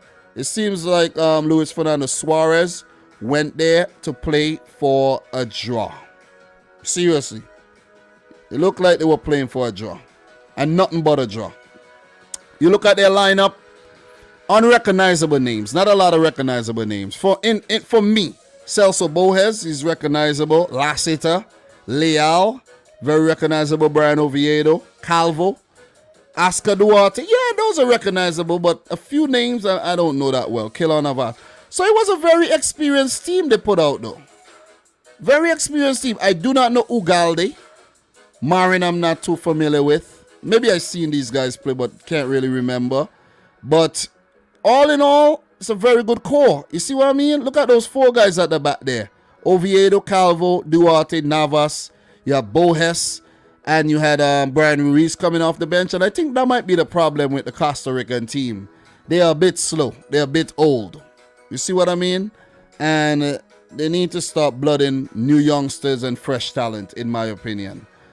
Whoever's coming through, I think that guy Luis, if I'm remembering his name correctly, he didn't do that well at the Gold Cup. Kesha Fuller, I'm surprised he didn't start the game.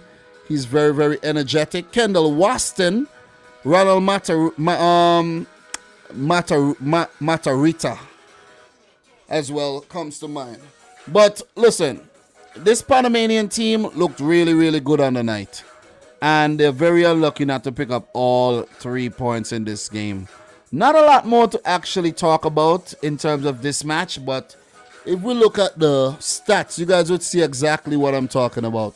I did go in depth and talked about all 4 of these matches on my channel, so if you want more, you could check the channel for that video. Look at this. Domination. 18 shots at goal for Panama, only 2 on target though. Look at the possession. Look at Costa Rica. Only 4 shots at goal, none on target. We don't even need to go deeper here. It was a boring game. I had my notepad to write things down. I only had written down Navas making 2 big saves. Those were the only 2 shots at goal. So Keylor Navas, he saved Costa Rica again. And I think that will be the key for Costa Rica actually qualifying for the World Cup. Keylor Navas's involvement and him coming up big every time for his national team. Without Keylor Navas, listen, this Costa Rica team will struggle big time. Just want to put that out there. So, look, we're going to keep it moving, man. But before we do, for Panama, their next game will be against Jamaica at the National Stadium, better known as the Office in Kingston. Oh, man, that's a game. That'll be a game. Let us see how that one goes. Mikel Antonio is supposed to feature. Ravel Morrison and all these guys supposed to feature. I think I have to take a look at the Jamaican team and get a little bit more in-depth information there. But remember, guys, I'm not Jamaican. You might think I am Jamaican, but I'm not Jamaican. I'm definitely not Jamaican. So I'm from St. Vincent and the Grenadines, if you guys don't know it. So they play Jamaica next, and on Wednesday they play Mexico, and that'll be in Panama City. And they'll fancy their chances of getting something out of that game against Mexico. Tata Martino, by the way, guys, won't be available for the next 2 matches because he has to do an eye surgery. And I've been on my game, you know what I mean? When I have a little spare time, I look up a lot of news and things that's been going on in the football world. And I have a few of them to share with you as well. Do have a few things to share with you. So, yeah, but won't be going too off topic a lot during this thing though. But I have a few things and I have to start queuing them up to actually share them with you guys. But definitely it's been confirmed that Tata Martino will not travel with the team for the upcoming World Cup qualifiers at Panama and Costa Rica. Martino was diagnosed with an eye issue that could require surgery. So I wish the man all the best, man. Hope he gets through that all right. And another thing to note is the Argentina coach Lionel Scaloni on a statement from Aston Villa that their players would only play the first 2 games. Going back to the whole red list thing, Scaloni said, "We give the list for the 3 matches and there's no doubt about it. The players are here for the 3 matches." So this is something to note because when the Premier League or the other leagues resume, or let's say the Premier League, in this case the Premier League, Emi Martinez, he won't be available right away for Aston Villa. You see what I'm saying? Lo Celso won't be available right away for Tottenham Hotspur, and so on and so forth. So it's only the teams that did not release players for these qualifiers would be at an advantage. And Man City comes to mind, Liverpool comes to mind, maybe a Man United to a lesser extent comes to mind. But I guess teams are protecting themselves. You see what I mean? And protecting their chances of, because you drop points now because of something like that. It could come back to it. Not that it could come back to haunt you. It will definitely come back to haunt you, man. You see what I'm saying? And I also ran into the news that there's no VAR for CONCACAF World Cup qualifiers, which is absolutely unacceptable. I have to say, it's acceptable. It's unacceptable. What the hell am I saying? It's unacceptable not to have VAR in this day and age when it's available to you. It's unacceptable. Definitely unacceptable. Also, guys, I ran into a whole situation between the Moroccan coach and Hakim Ziyech. Just hit you with a little bit of insight on some things that's going on that you might not actually be aware of. Vahid Halilhodzic, name that I hate saying as well, and he's criticizing Hakim Ziyech, and then Ziyech did clap back on Instagram, and he said something about Vahid is lying, and he put up a clown emoji. So there's a little beef going on there between Hakim Ziyech and the national team manager, Vahid Halilhodzic. Football Fair, I don't know if you're here, bro, but why didn't you tell me that Vahid is the current manager of what you call it there, Morocco, when we were doing the African tail list, man? I didn't even realize that until I was doing some research on Morocco for that video that I made, you know what I'm saying? So, yeah, I have some more for you. I have some more golden nuggets for you, but we're going to continue here. So, Pacharo, I should say. Dom, imagine we get another Panama controversial goal like with Costa Rica last time with no VAR. I know, right? I know. I was talking about that goal the other day. That was a ghost goal, right? That didn't even go in. I don't think that goal even went. I think that may have went. I can't remember the exact situation, but it wasn't a goal. But it was given a goal. It was given a goal. And we're going to talk about the next game, guys. We're going to talk about the next game that needed VAR big time. Canada won, Honduras won. This game was crying out for VAR. This game was screaming out for VAR. The first penalty that led to that goal, man, by Alexander Lopez, it wasn't a penalty.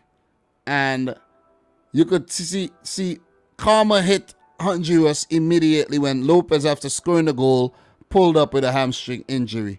Andy Naha, you weasel. You should listen. That should have never been a goal. I know it was a good build-up play, that good 1-2, but Naha, he initiated contact. That was simulation. He had no intentions of going towards the ball. He went towards he actually tackled Tajon Buchanan. And I felt bad for Tajon because I wanted to see Tajon Buchanan play, and he was taken off at halftime. Good substitution, nevertheless, because Hoylett came on and played well and won the penalty for Canada in the 65th minute. Kyle Lauren put it away. But Canada should have gotten another penalty because that was a clear handball by Honduras in the box. Clear as day. It would have been given. CONCACAF, it's shambolic. It is unacceptable that you didn't put measures in place to get VAR at the qualifiers. Football Pharaoh, thank you for sticking around. Halilhodzic is a bit of a controversial manager, but Morocco should at least still top their group ahead of Guinea, Guinea-Bissau, and Sudan. Next round might be a different question. Definitely, man. Bone is saying Canada got CONCACAF as most north of Africa. I was thinking Morocco of Mexico do. Listen, that was very unfair. That was very unfair. Listen, at one point in time in the game, right, I was asking myself, is there some type of agenda against Canada? Like the referee like they do not want to see Canada shine or something? Seriously. Because Canada, the way they played in the second half, they played like they wanted to win. They showed way more intention than Honduras. And I think I predicted a 2-1 win. And I was on point with my prediction. You see what I'm saying? Just like I was on point with my prediction for that 0-0. What was that? I think that was a 0-0 draw between Ethiopia and Ghana. And it was looking like it until the goalkeeper made a horrible mistake. Canada was on point to beat Honduras 2-1. But there was no VAR. If there was VAR, it would have been a whole different thing. I could actually predict and I could foresee something very controversial deciding these World Cup places. Gotta say that. Gotta actually say that. You see what I'm saying? So yeah, man. Big up to Jordan Hyman, bro. How are you doing? Jordan, did you tune into Ryan LFC's live stream and and called in? I saw Ryan was having a call-in show tonight, Jordan. Did you tune in and call in, man? I know you like to go on Ryan's show. That was a perfect opportunity to do so. So, look, man. Look. I did talk about this game more in depth, so I think you should refer to that video to hear what I have to say. I won't actually go too in depth here, but I think Canada looked good. I saw John Herdman celebrating that penalty when they got the penalty, not when he scored the penalty. I was like, John, what are you doing, bro? What if he missed the penalty? But that was well taken by Kyle Lauren, though. Very well taken. You got to give it to Luis Lopez, the Honduras goalkeeper, man. He has been quite impressive over the last few months. And if he keeps playing like that, Honduras would definitely get maybe a direct spot or even a playoff like last time around. So 1 point apiece. This was one of the best games played in CONCACAF on match day 1. This game was good. You see what I'm saying? This game was really, really good, man. Unlike the US 0-0 and the Costa Rica Panama 0-0. So what we're gonna do, we're gonna move right on. For Canada, they play the USA on Sunday, and for Honduras, they face El Salvador. Let's talk about the big game. Mexico versus Jamaica, guys. Mexico versus Jamaica. 2-1. Dominant performance by Mexico, but they should have scored more, and they should not have conceded any goals, because Jamaica went there with the clear intention to pick up a draw, to park the bus, and to go away with a point. And they almost did it if it wasn't for the ineptness of Tapper, or I should say Theodore Tapper Whitmore.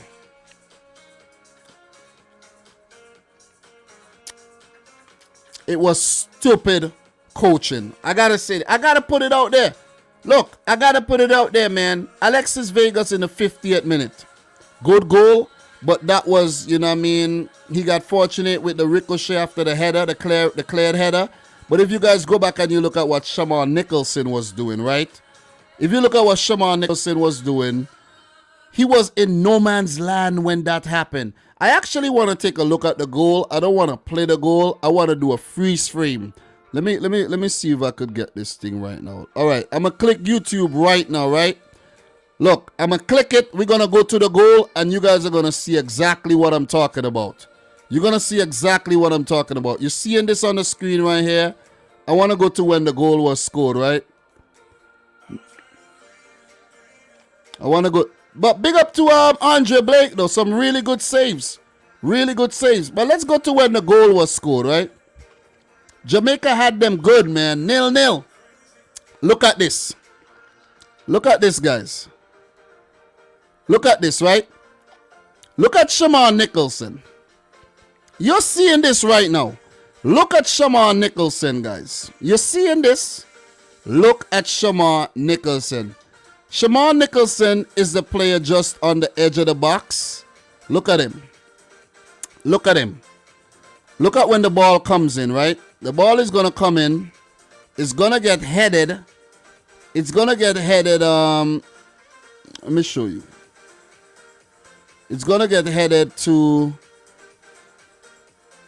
Shamar Nicholson, who's in no man's land. You see the ball comes in, right? This is a perfect screenshot right there. Let me make this a little bigger. We're going to do more of this, man. I'm not showing the footage. I'm just taking a look at the position, and I'm allowed to do this, guys. Look at that. Look at the Jamaican player's position, right? Look at Anthony Grant. Look at where he is. Number 6. Ball watching. Ball watching. What are you doing there? Absolutely nothing. Nothing. Nothing. Look at where Shamar Nicholson is. He shouldn't be there. He should be over there where Alexis Vegas is. Look at 2 men over there far right. Unmarked. Unmarked. Poor defending. This is what cost Jamaica the game. Poor defending and poor management. Poor defending, poor management. Poor defending, poor management. Let's see if we could get another frame. Look at that. Look at exactly what I'm talking about. Look at where the ball ends up. Who does the ball ends up to? The player that wasn't being marked. Look at Shamar Nicholson still watching. Everybody's just ball watching. Look at 3 defenders ball watching here. Come on, man. Come on. And people want to tell me this Jamaican team is making it to Qatar 2022? That ain't happening, guys. That ain't happening. Not playing like this. Not playing like this.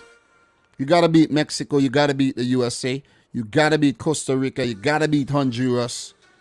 And you got to do it enough times to accumulate enough points to get ahead of them. Poor. Very poor. Very poor. Jamaica did score a goal 15 minutes later through Shamar Nicholson. That was a really good goal, though. Really good goal. And Theodore Whitmore did something good. He did something good right there. You see these 2 substitutions that he made, bringing on Javan East. Javan, I gotta say that Javan East has a big head, though. Just want to put that out there, Javan. Sorry, bro. I can't help it. So Javan East and...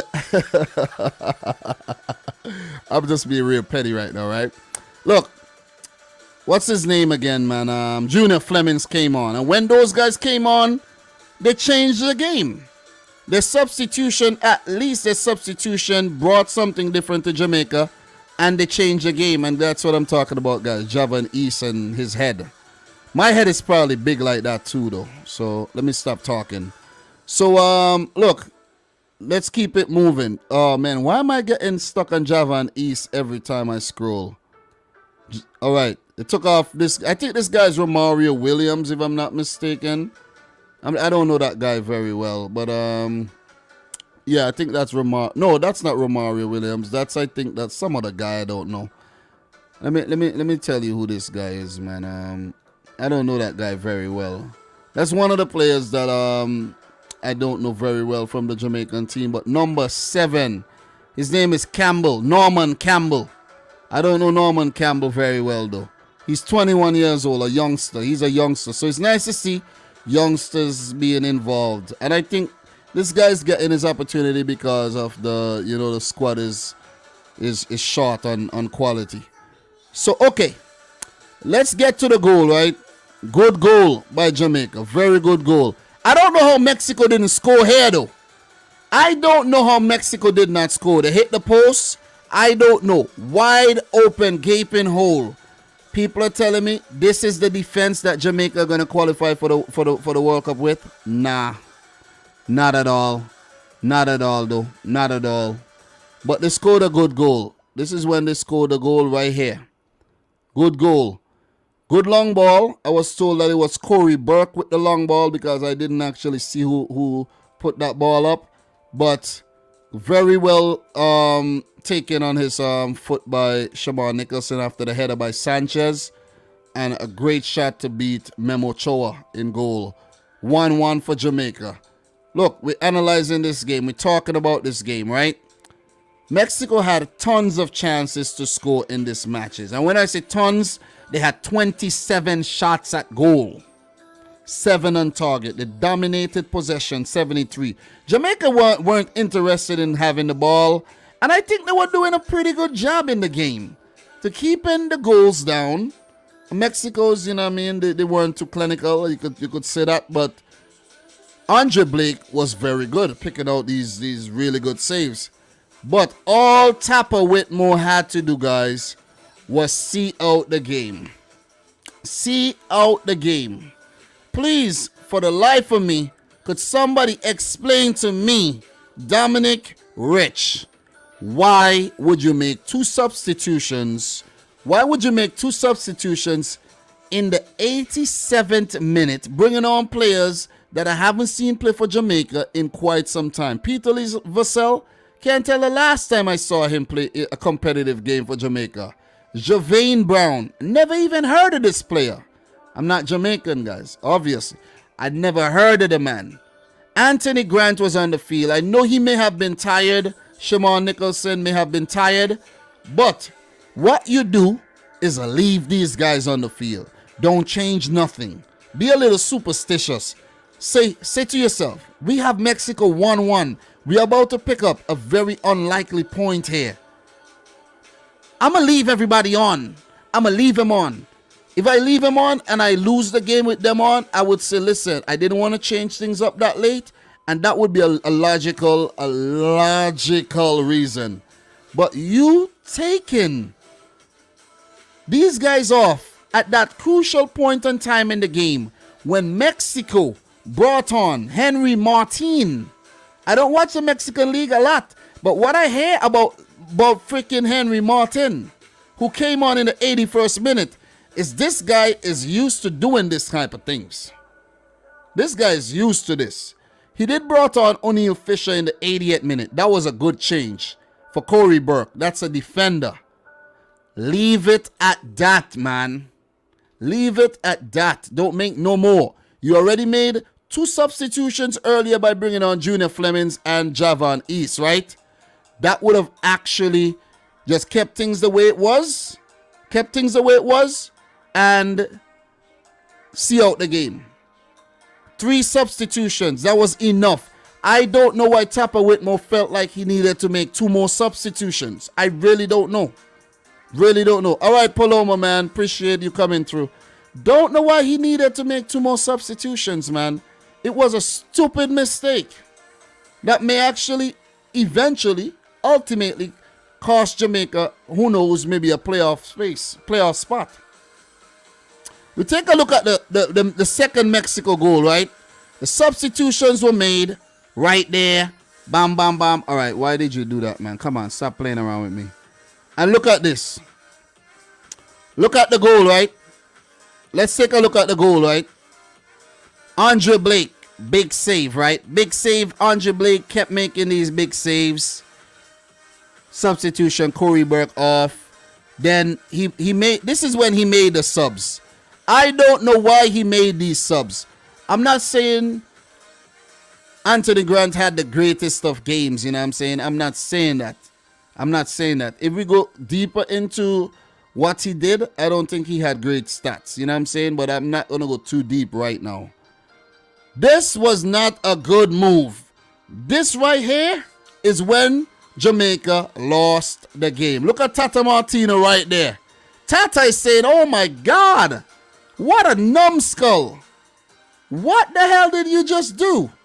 You took off your defensive midfielder and you took off maybe your tallest player left, one of your tallest players left on the field. In case the ball comes in, he could head it away. I know he's not a defender, but still. You bring on Peter Vassell and this other guy, whatever his name is. Damn, I don't even know this guy. You know what I'm saying? What's his name? Javane Brown.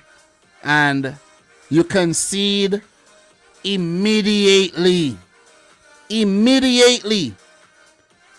And I mean immediately. 2 minutes. I don't even think those guys touched the ball. As a matter of fact, I need to actually find out what happened. I need to find out if these guys even get a touch of the ball. Seriously. I got to find out if these guys touch the ball on the day. I have to. I really have to, because Theodore Whitmore, what the hell are you thinking, bro? What are you thinking? I don't know what you're thinking. I really don't know what he be thinking, man. Look, I want to find out if they touched the ball. Jervain Brown. Jervain Brown, did he touch the ball? Jervain Brown, he lost, but he got 5 touches of the ball. He lost possession once in the game. He didn't do nothing. Nothing. He played 3 minutes. Why would you bring a player on like that for 3 minutes in such a crucial game? Could somebody explain that to me, please? I'm waiting for one of you guys in the chat to explain the logic behind that. I'm waiting. I'm really waiting, man. But that was dumb. That was really dumb. I wish I could sit down top of Whitmore right now and ask him the reasoning behind doing that. Seriously. I really want to.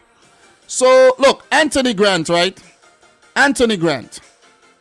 New man, 34 years old, plays for Swindon Town. This is his first cap, I think. The man is happy, finally getting a call up for Jamaica. And he had 24 touches throughout the whole game.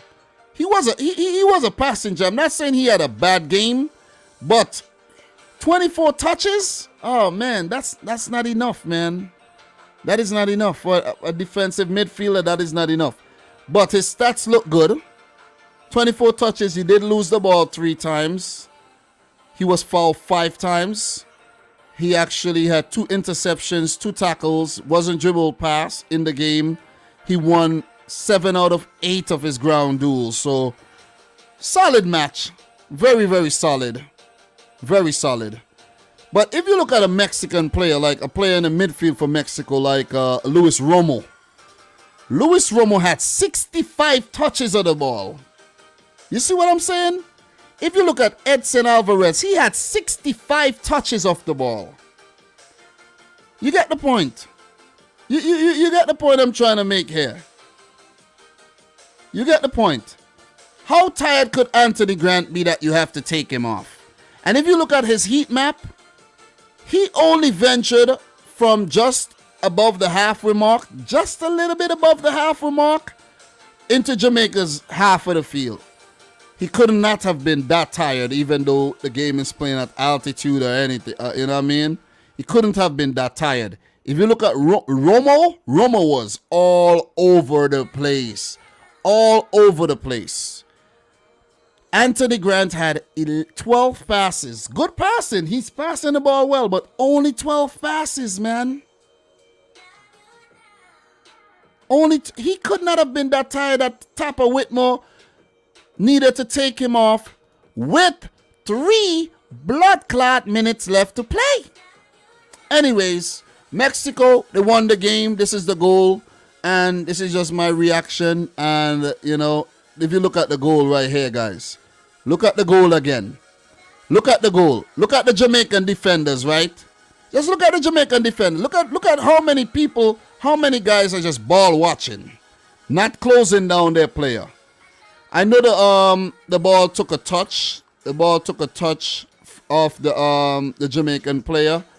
And it went to the fell nicely to Henry Martin, and he blasted it into the back of the net. But Jamaica did not defend well. They really didn't defend well. Really did not defend well.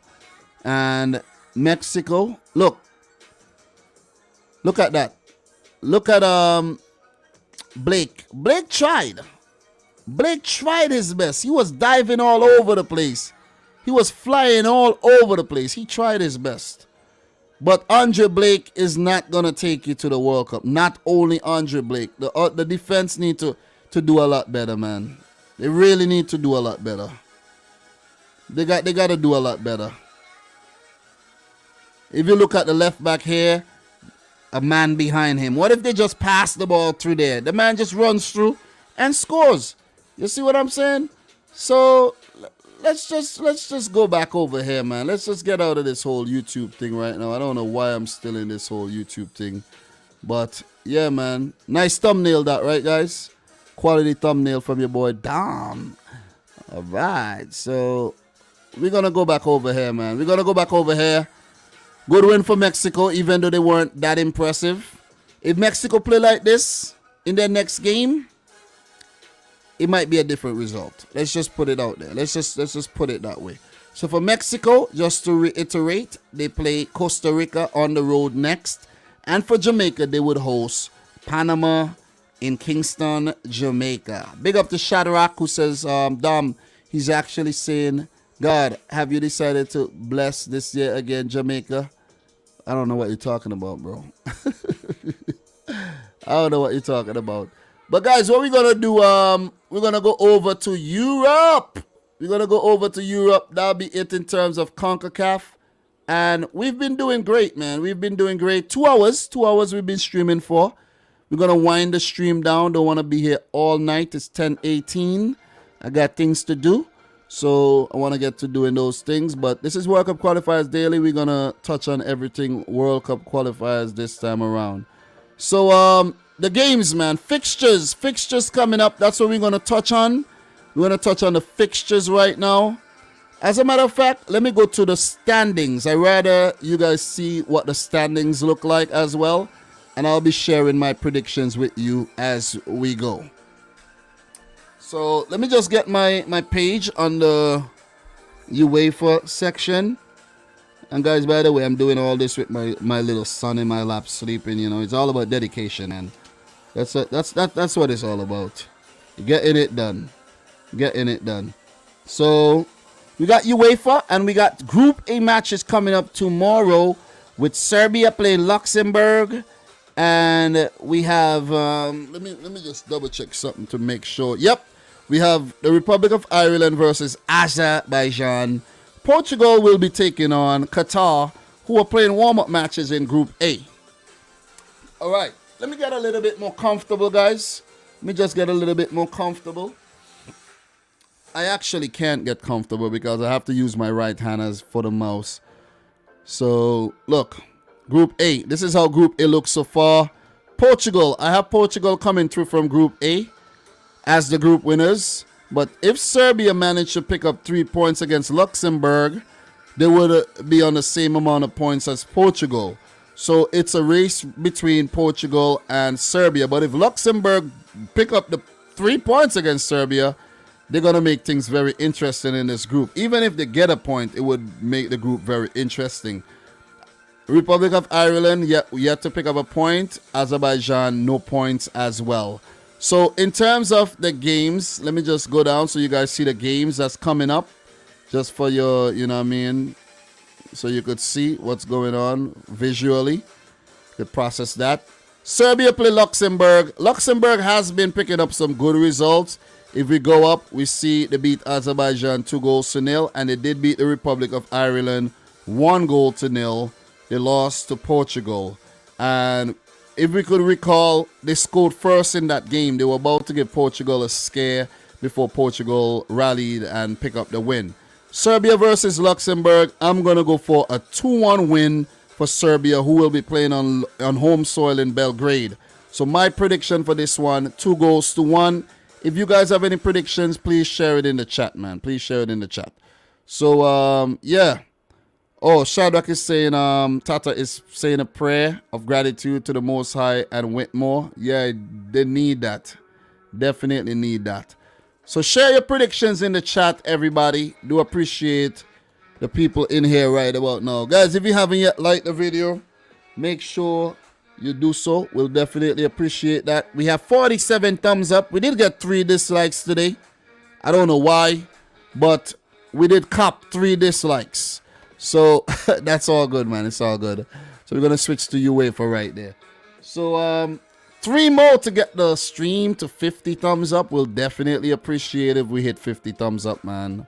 That'll be awesome. That'll be awesome, guys. So let us continue talking about Europe here. Let's talk. Let us talk.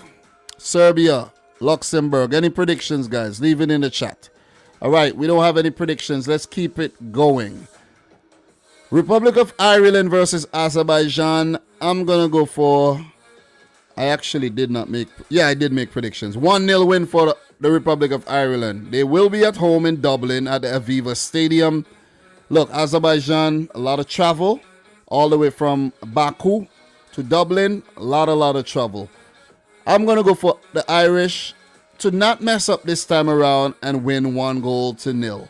Against Portugal, they had the game to at least walk away with a point, and they allowed Ronaldo to bag a brace and claim the world record for the most international goals. And I also bumped into an article of Cristiano Ronaldo, man. There's also a breakdown of his 111 goals. That's awesome, man. That's awesome. I would like to show you that as well, but I did run into something on Twitter that Cristiano Ronaldo is now the most capped European player of all time, which is absolutely ridiculous. So, since we're talking about Cristiano Ronaldo, and I already gave the prediction for the Irish game against Azerbaijan and the Serbia game against Luxembourg, Portugal do play Qatar. And just so you guys know, Cristiano Ronaldo will miss the next game in World Cup qualifiers because he picked up a yellow card for taking his shirt off. So that is also something to remember. And if you didn't know, now you know. Guys, remember, that's what I'm here for. I'm here to actually, inform you as well. Entertain you and also inform you. So I just want to find that article for sure to verify that. And there's a few other things that I run into that I want to share with you as well. So okay, where's the hell is the Cristiano Ronaldo things at, man? Anyways, I can't find that right about now, but I did read that Cristiano Ronaldo will not be involved in the next game for Portugal. Suspended. So look, a breakdown of Cristiano Ronaldo's 111 goals. Let me find that back again, and I will share that with you. So, Cristiano Ronaldo and his 111 goals. Let me get that for you and share that on the screen so we could actually talk about that. Give you guys something fun. What do you think about that, guys? What do you think about that? Something fun for your head taps, right? All right, so let me get the music back up and we're going to continue. All right, so, all right, it said the site cannot be reached. Why? God damn, this site cannot be reached. I don't know why it's doing that, but let's go back over it. Let me see. Let me actually, yeah. Let me just let you guys know. Let me let you know. Actually, let me save the picture and I'll just share the pic with you. I'll share the pic with you. That's a lot better to do. That's a lot better. So let me get that. Let me get that for you so I could share that graphic. All right, guys, let's take a look at this breakdown of Cristiano Ronaldo's 111 international goals. World Cup qualifiers, 33 games. Well, 33 goals, 42 games. Euro qualifiers, 31 goals, 35 games. Friendlies, 19 goals in 51 matches. So he doesn't really show up for friendlies. But for the real thing, like, you know what I mean, the competitive games, you see he's showing up. UEFA Euro Championship, 25 matches. 14 goals. The World Cup, 17 matches, 7 goals. UEFA Nations League, 6 matches, 5 goals. And the Confederations Cup, 4 matches, 2 goals. 180 games. He is now the most capped European player of all time as well. So, yeah. Shadrach, bro, you got to go back and watch the video. I already talked about Peru, bro. You got to go back. We got to keep this thing going. Football Pharaoh, Ireland can catch a break. Yeah, I know, man. I really think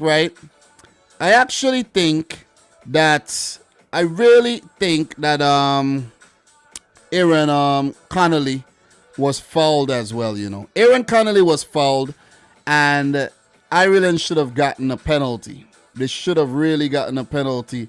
and put the game beyond Portugal. I think the game would have been beyond Portugal then, but they didn't get the penalty, and you know what happened. So, look, that's it for Group A. Luxembourg, Serbia, I'm predicting 2-1 to Serbia. Ireland versus Azerbaijan, 1-0 to Ireland. We got games in Group D. Let's go down to Group D. We won't be touching on the other groups right now. We're only touching on what's relevant right about now. France, 8 points, guys. And I ran into something that says France have drawn their last 4 matches in all competitions. Draw, which is not good. Where can I find that? Most of these things that I use is not very intuitive. So, like, things are not like right there in front of your eyes. You're like, God damn, like so many things, man. Gotta find so many things. But in the meantime, while I'm looking for that, Kylian Mbappe has left the French national team camp after picking up a calf injury in yesterday's draw versus, well, the day before yesterday's draw versus Bosnia. He will miss both games versus Ukraine and Finland. So just note that one, guys. And Nordi Mukiele has been called up for the suspended Jules Koundé as well. I didn't even realize Jules Koundé had got sent off. I'm telling you guys about this boy, Jules Koundé. Jules Koundé ain't that good, man. He ain't that good. That was a horrible tackle. And he almost, injured the player there, the Bosnian player. I don't know why he needed to do that tackle at that point. Listen, they weren't even in danger of conceding a goal. They weren't in danger of conceding a goal or anything. And he went in for that stupid tackle. So, listen, man. Chelsea, you could just stop your pursuit of that guy, Jules Koundé. Let him stay at Sevilla and play his football, in my opinion. So, yeah, I don't fancy Koundé that well. Also, there's news that Olivier Giroud has tested positive for COVID-19. So, yeah, that's also something that we must make a note of as well.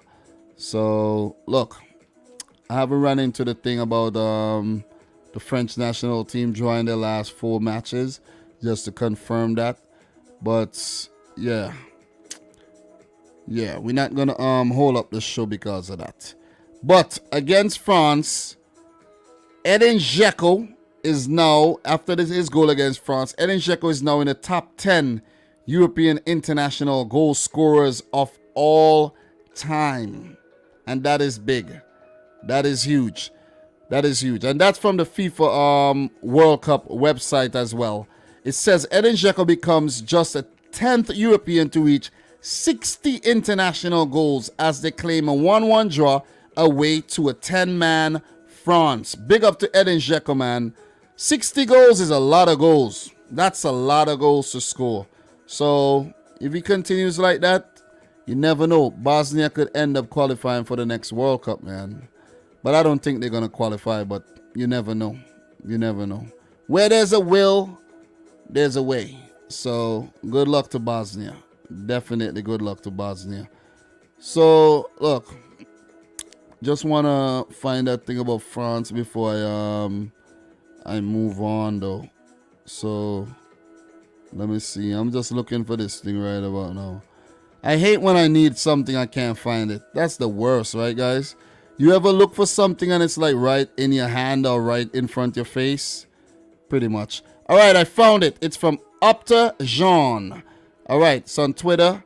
And definitely, it's in French. Let me get that translated. God damn, why the hell is it in French, man?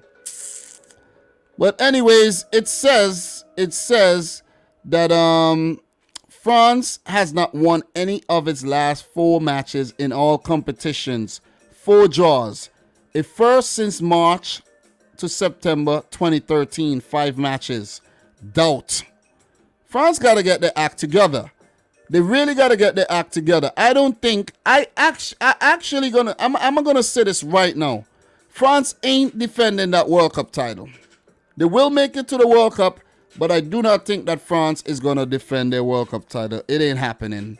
But the other teams in the group, Ukraine on 4 points, Finland 2, Bosnia 2 points, and Kazakhstan 2 points. This group is very, very well balanced. after France. Predictions. Finland versus Kazakhstan. I'm going for a 1-1 draw here. After what I saw from Kazakhstan against Ukraine, I'm not predicting this team to lose. Finland, we know they're decent. They will be playing in Helsinki. I think Mike said he's going to go watch this game. So enjoy the game, Mike. Good luck to Finland. But I'm predicting a 1-1 draw. The other game between Ukraine and France, however, I'm also predicting another draw. 1-1. France ain't beating Ukraine. If we go back and you see the games here, right? France versus Ukraine in France, 1-1. There's been a lot of draws in this group, man. This group is a group of draws. 2-2, Finland, Bosnia, France, Ukraine, 2-2. Ukraine, Finland, 1-1. Ukraine, Kazakhstan, 1-1. Kazakhstan, Ukraine, 1-1. France, Bosnia, 1-1. It's a lot of draws, and I'm predicting 2 more in tomorrow's matches. Let's see if I'm right or if I'm wrong. So we're going to keep it going, man. We're going to keep it going. We're going to go down to Group F and predict those games coming up tomorrow, where we will talk more about them in depth. Talk more in depth about them tomorrow. All right, so Denmark currently topping this group, man. Denmark on 12 points. Israel, 7 points. Austria, 7 points. Scotland, 5 points. Faroe Islands at the bottom, along with Moldova on 1 point. In terms of the matches that's coming up tomorrow, we have games between Faroe Islands and Denmark. Israel play Austria, and we have Scotland playing Moldova. Let's just talk about Denmark a little, man. Let's just talk about Denmark, okay? Denmark at the top of Group F. Euro 2020 semi-finalists, even after the Christian Eriksen situation. Hope he's fine. What up, Christian Eriksen? What up to anybody from Denmark watching this video as well? Denmark has been very, very impressive. 4 matches played, 4 matches won, 16 goals scored, none conceded. And I'm pretty sure, if I check the entire qualifiers, that they are the only team not to concede a single goal. Let us do it. Let us do it. Let's see if we could prove that. Let's see if we could prove that. Let's see if that's the right stat. We go to Group A. Every team has conceded goals. We go to Group B. Big up to Sweden. They have only conceded once, and that happened in the game against Spain. Even Greece are doing well. Go down to Group C. Italy won. Switzerland won. You go down to Group D. France have conceded 2. You go down to Group E. Belgium has conceded 4 goals. Czech Republic 4 goals. Wales 3. But when you get to Group F, Denmark has not conceded a single goal, and they have scored 16. So wait, are they the highest scorer as well? Let's go back up. Let's go back up and find out. Let's have some fun with this one. Let us have some fun with this one. Portugal have not been scoring a lot of goals, right? They haven't been scoring a lot of goals. Let's just put it out there. They haven't been scoring a lot. So, look. Look, we're taking a look at this. You see that? For and against. You see that? You see that? You see that? Belgium, 17. Okay, so Belgium have scored more. Belgium have scored more. So, Belgium, Belgium. So, they do not have the best attack. Belgium has the best attack. If you go down a little bit more, all the way to Group J, you see? So, they have the second best attack, but the best defense. And you know, they say defenses win you titles. Defenses. The best defense would win you the title. Denmark are one hell of a team. I just want to put it out there. Denmark are one hell of a team, and I have to make it clear, I'm going to be bold. Denmark are qualifying for Qatar 2022, and I have a feeling that they will be the first team to book a place at the prestigious event. They will beat the Faroe Islands. I'm predicting a 7-0 win. 7-0. And they will go up to 15 points. 15 points. They will have to play, 10 matches in this group. And they will be halfway through their games with 15 points. Denmark are going to pick up 30 points in this group. And I won't be surprised if they don't concede a single goal. Big up to Denmark, the land of fairy tale. Pretty much, man. Look, the dynamic Denmark, the Dynamites, you're going to Qatar. So, for the next game in this group, we have Israel playing Austria. I'm going to predict a 2-2 draw, man. I know Football Pharaoh can't wait to watch Aaron Zahavi play. Because Aaron Zahavi has been banging in a whole lot of goals. I have something on Aaron Zahavi as well that I have to share with you guys. Let me find the article on Aaron Zahavi. And it's a very, very good article as well because Zahavi had actually retired. Okay, I found it. Right? On September 7th, in September 2017, Aaron Zahavi threw the captain armband on the pitch mid-match and quit the Israeli national team. But since November 2018, where he came back to play for the national team, he has scored 23 goals in 25 matches for Israel. And I'm pretty sure that includes about 5 hat-tricks. 5 hat-tricks, man. The man has been on fire. So Football Pharaoh says, same here. I said on my channel, either Denmark, Brazil, or Germany will be the first to make Qatar. Good call. Yeah, I think it's going to be Denmark. Brazil won't be able to book their place just yet. Denmark would be able to book their place before Brazil. Because if you go back to the standings, right, Denmark would accumulate 15 points, right, while the other teams would be behind. And when Denmark do play again, I think they're going to win all their games in September. I really think so. Because if you go down and you check the schedule, right, they play Moldova. Oh, no. I'm looking at the wrong thing. Looking at the wrong thing there. They play Israel. They play Israel after the game against Faroe Islands.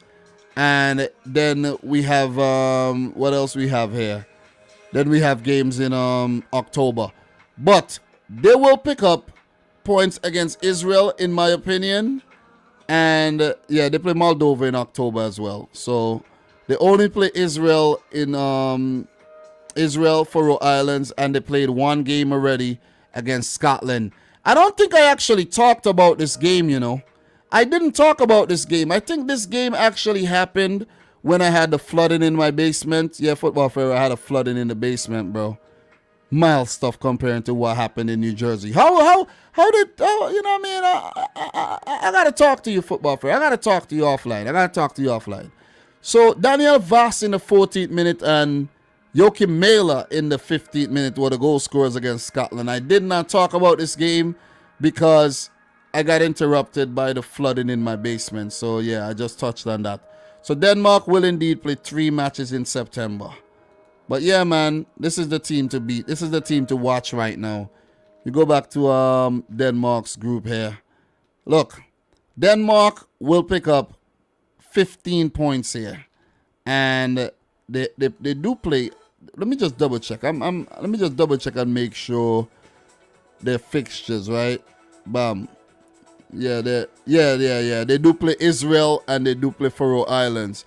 So they're gonna have 18 points in my opinion at the end of the September international break with 6 games played. So which means they would only have 4 more matches left, 18 points, and it would be an unassailable lead. They will qualify in October.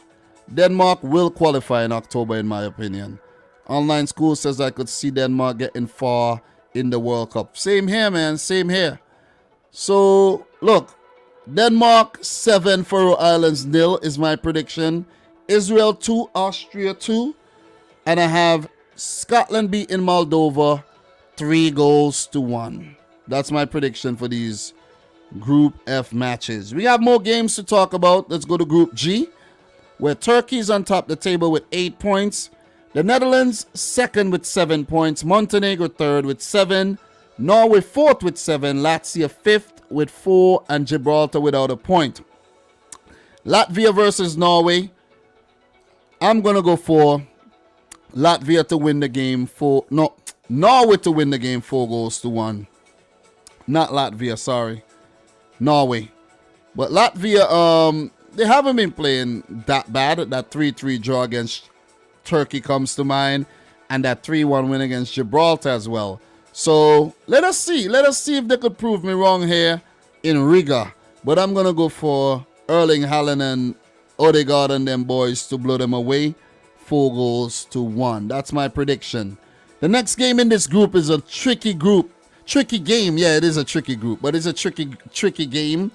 I can't help but saying tricky group. I don't know why. I can't stop. It's gonna be the Netherlands versus Montenegro. Look, it's gonna be at the Philips Stadium in Eindhoven, home of PSV. I'm gonna go for the Dutch to win the game 2-0. It might not happen, but I'm going to have some faith in the team I predicted to end up top in this group. Turkey, their game against Gibraltar, I'm going to go for them to pick up a 3-0 win. Not a big win, but 3-0. So after that, the table should look like Turkey still on top with 11 points. The Netherlands, 10 points. Montenegro should be on 7, while Norway should go up to 10 points to make the group very, very close. And I want to see that happen. I want this group to go down to the wire.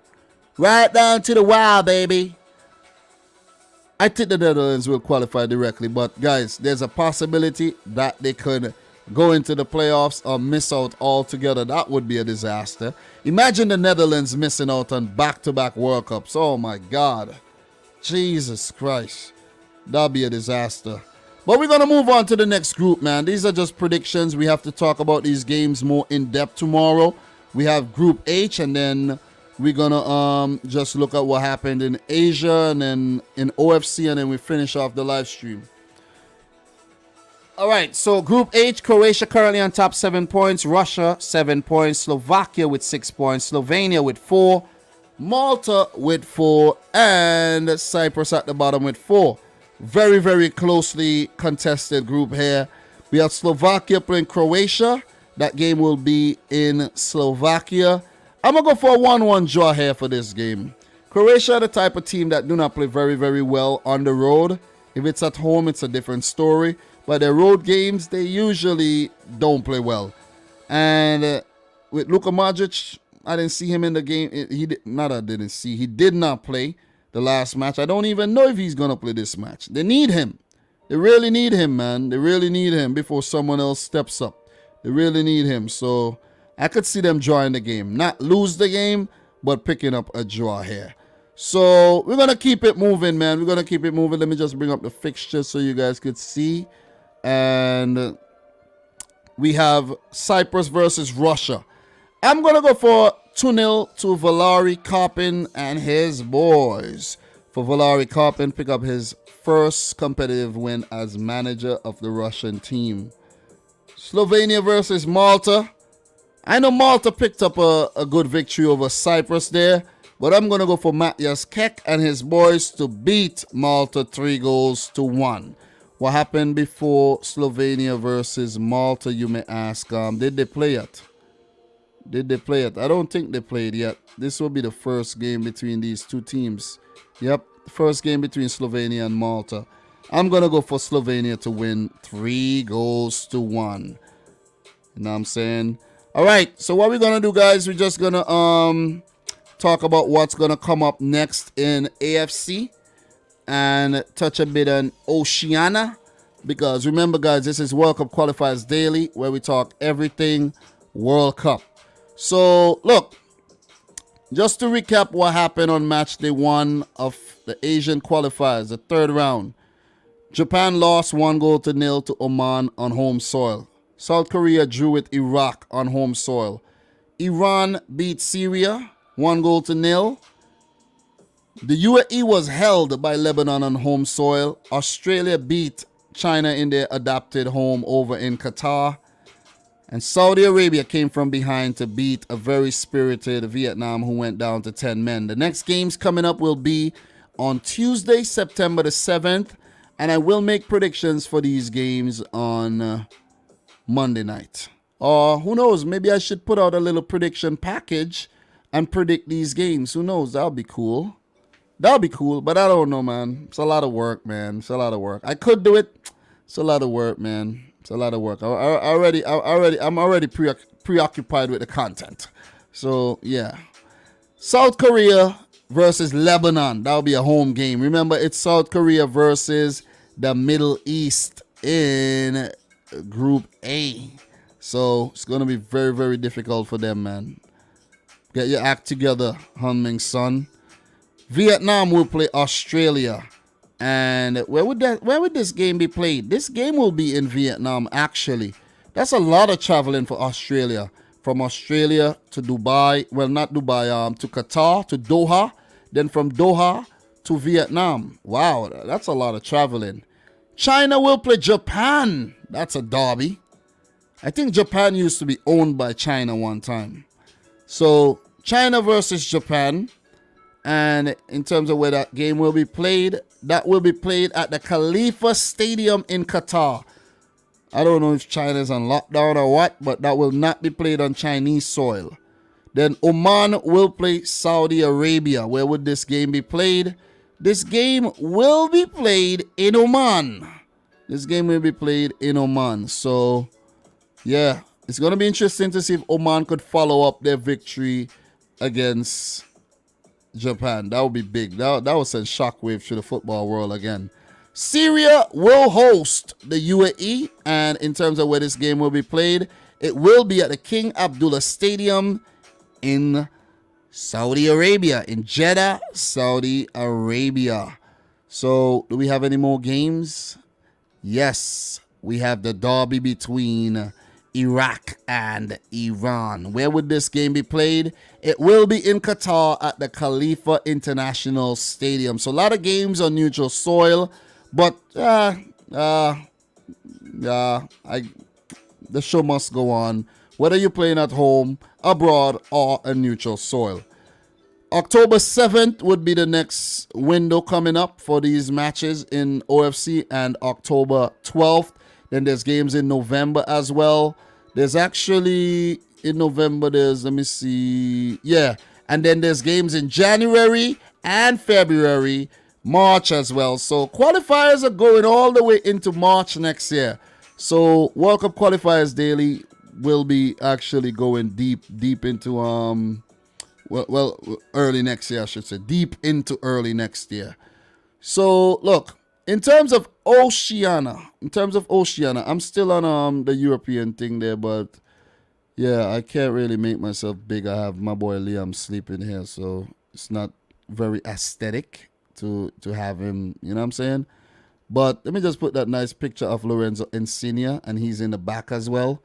So just to touch on what's going on with Oceania, man, before we end today's live stream. I think we should end now, but let us just touch on Oceania to give you guys some type of idea of what's happening, man. So, look, in terms of Oceania, the format, on the 28th of July 2020, the OFC announced that they had submitted a proposal to FIFA for the qualifiers in response to the COVID-19 pandemic. The first round includes the 11 OFC teams that will be split into two groups based on their FIFA rankings and play single round-robin matches at centralized locations. The top two teams of each group will advance to the second round. For the second round, the four teams will play knockout two-legged home and away matches consisting of the semifinals and final. The winner advances to the Intercontinental Playoff. But however, by June 2021, continued delays had prevented any schedule for this format from being announced. At present, the OFC continues to explore its options around how the qualifying process for next year's Men's FIFA World Cup will look. So that's the update on the OFC right about now. And in terms of the teams participating, the 11 teams are the Cook Islands, who are currently unranked, Tonga, who are ranked 202nd, Samoa, ranked 193rd, American Samoa, ranked 191, Papua New Guinea, ranked 166, Vanuatu, ranked 164th, Fiji, ranked 163rd, Tahiti, ranked 161st, New Caledonia, ranked 157th, Solomon Islands, ranked 143rd, and New Zealand, ranked 122nd. So we all expect New Zealand to come through. New Caledonia has been producing some, good teams lately, especially in the OFC Champions League. In the OFC Champions League. And Solomon Islands, they did well last time around. I think the Solomon Islands were in the final versus New Zealand in the last playoff, and they even had scored a goal. I was talking about this back in 2017 or 2018. I can't remember. Yeah, I think it was 2017. So nothing is finalized in terms of the OFC, and we will touch on that when we have more news. So Football First and Group H is a crapshoot, the tightest group from UEFA this cycle. Only 3 points separate Cyprus from Croatia. Yep, big up to Ivan, man. How's everybody doing tonight? We're just about to get up out of here, man. It's been a long one, 2 hours, 40 minutes. Talked about CONCACAF, CONMEBOL, Africa, Asia, and UEFA. Now we even touch on the OFC, So it's World Cup qualifiers daily. We will be back tomorrow. So let me just save the voice. Let me just preserve the energy. It's late, and I got to get to work early in the morning. You see what I mean? I'm always on the grind. And when I say work, I mean my real job, not YouTube. Okay? So, guys, thanks for tuning in. Appreciate everybody who did. Make sure you smash the thumbs up button on the video. And until tomorrow, from your boy Dominic Rich, peace out. Rich Squad. Peace. Namaste.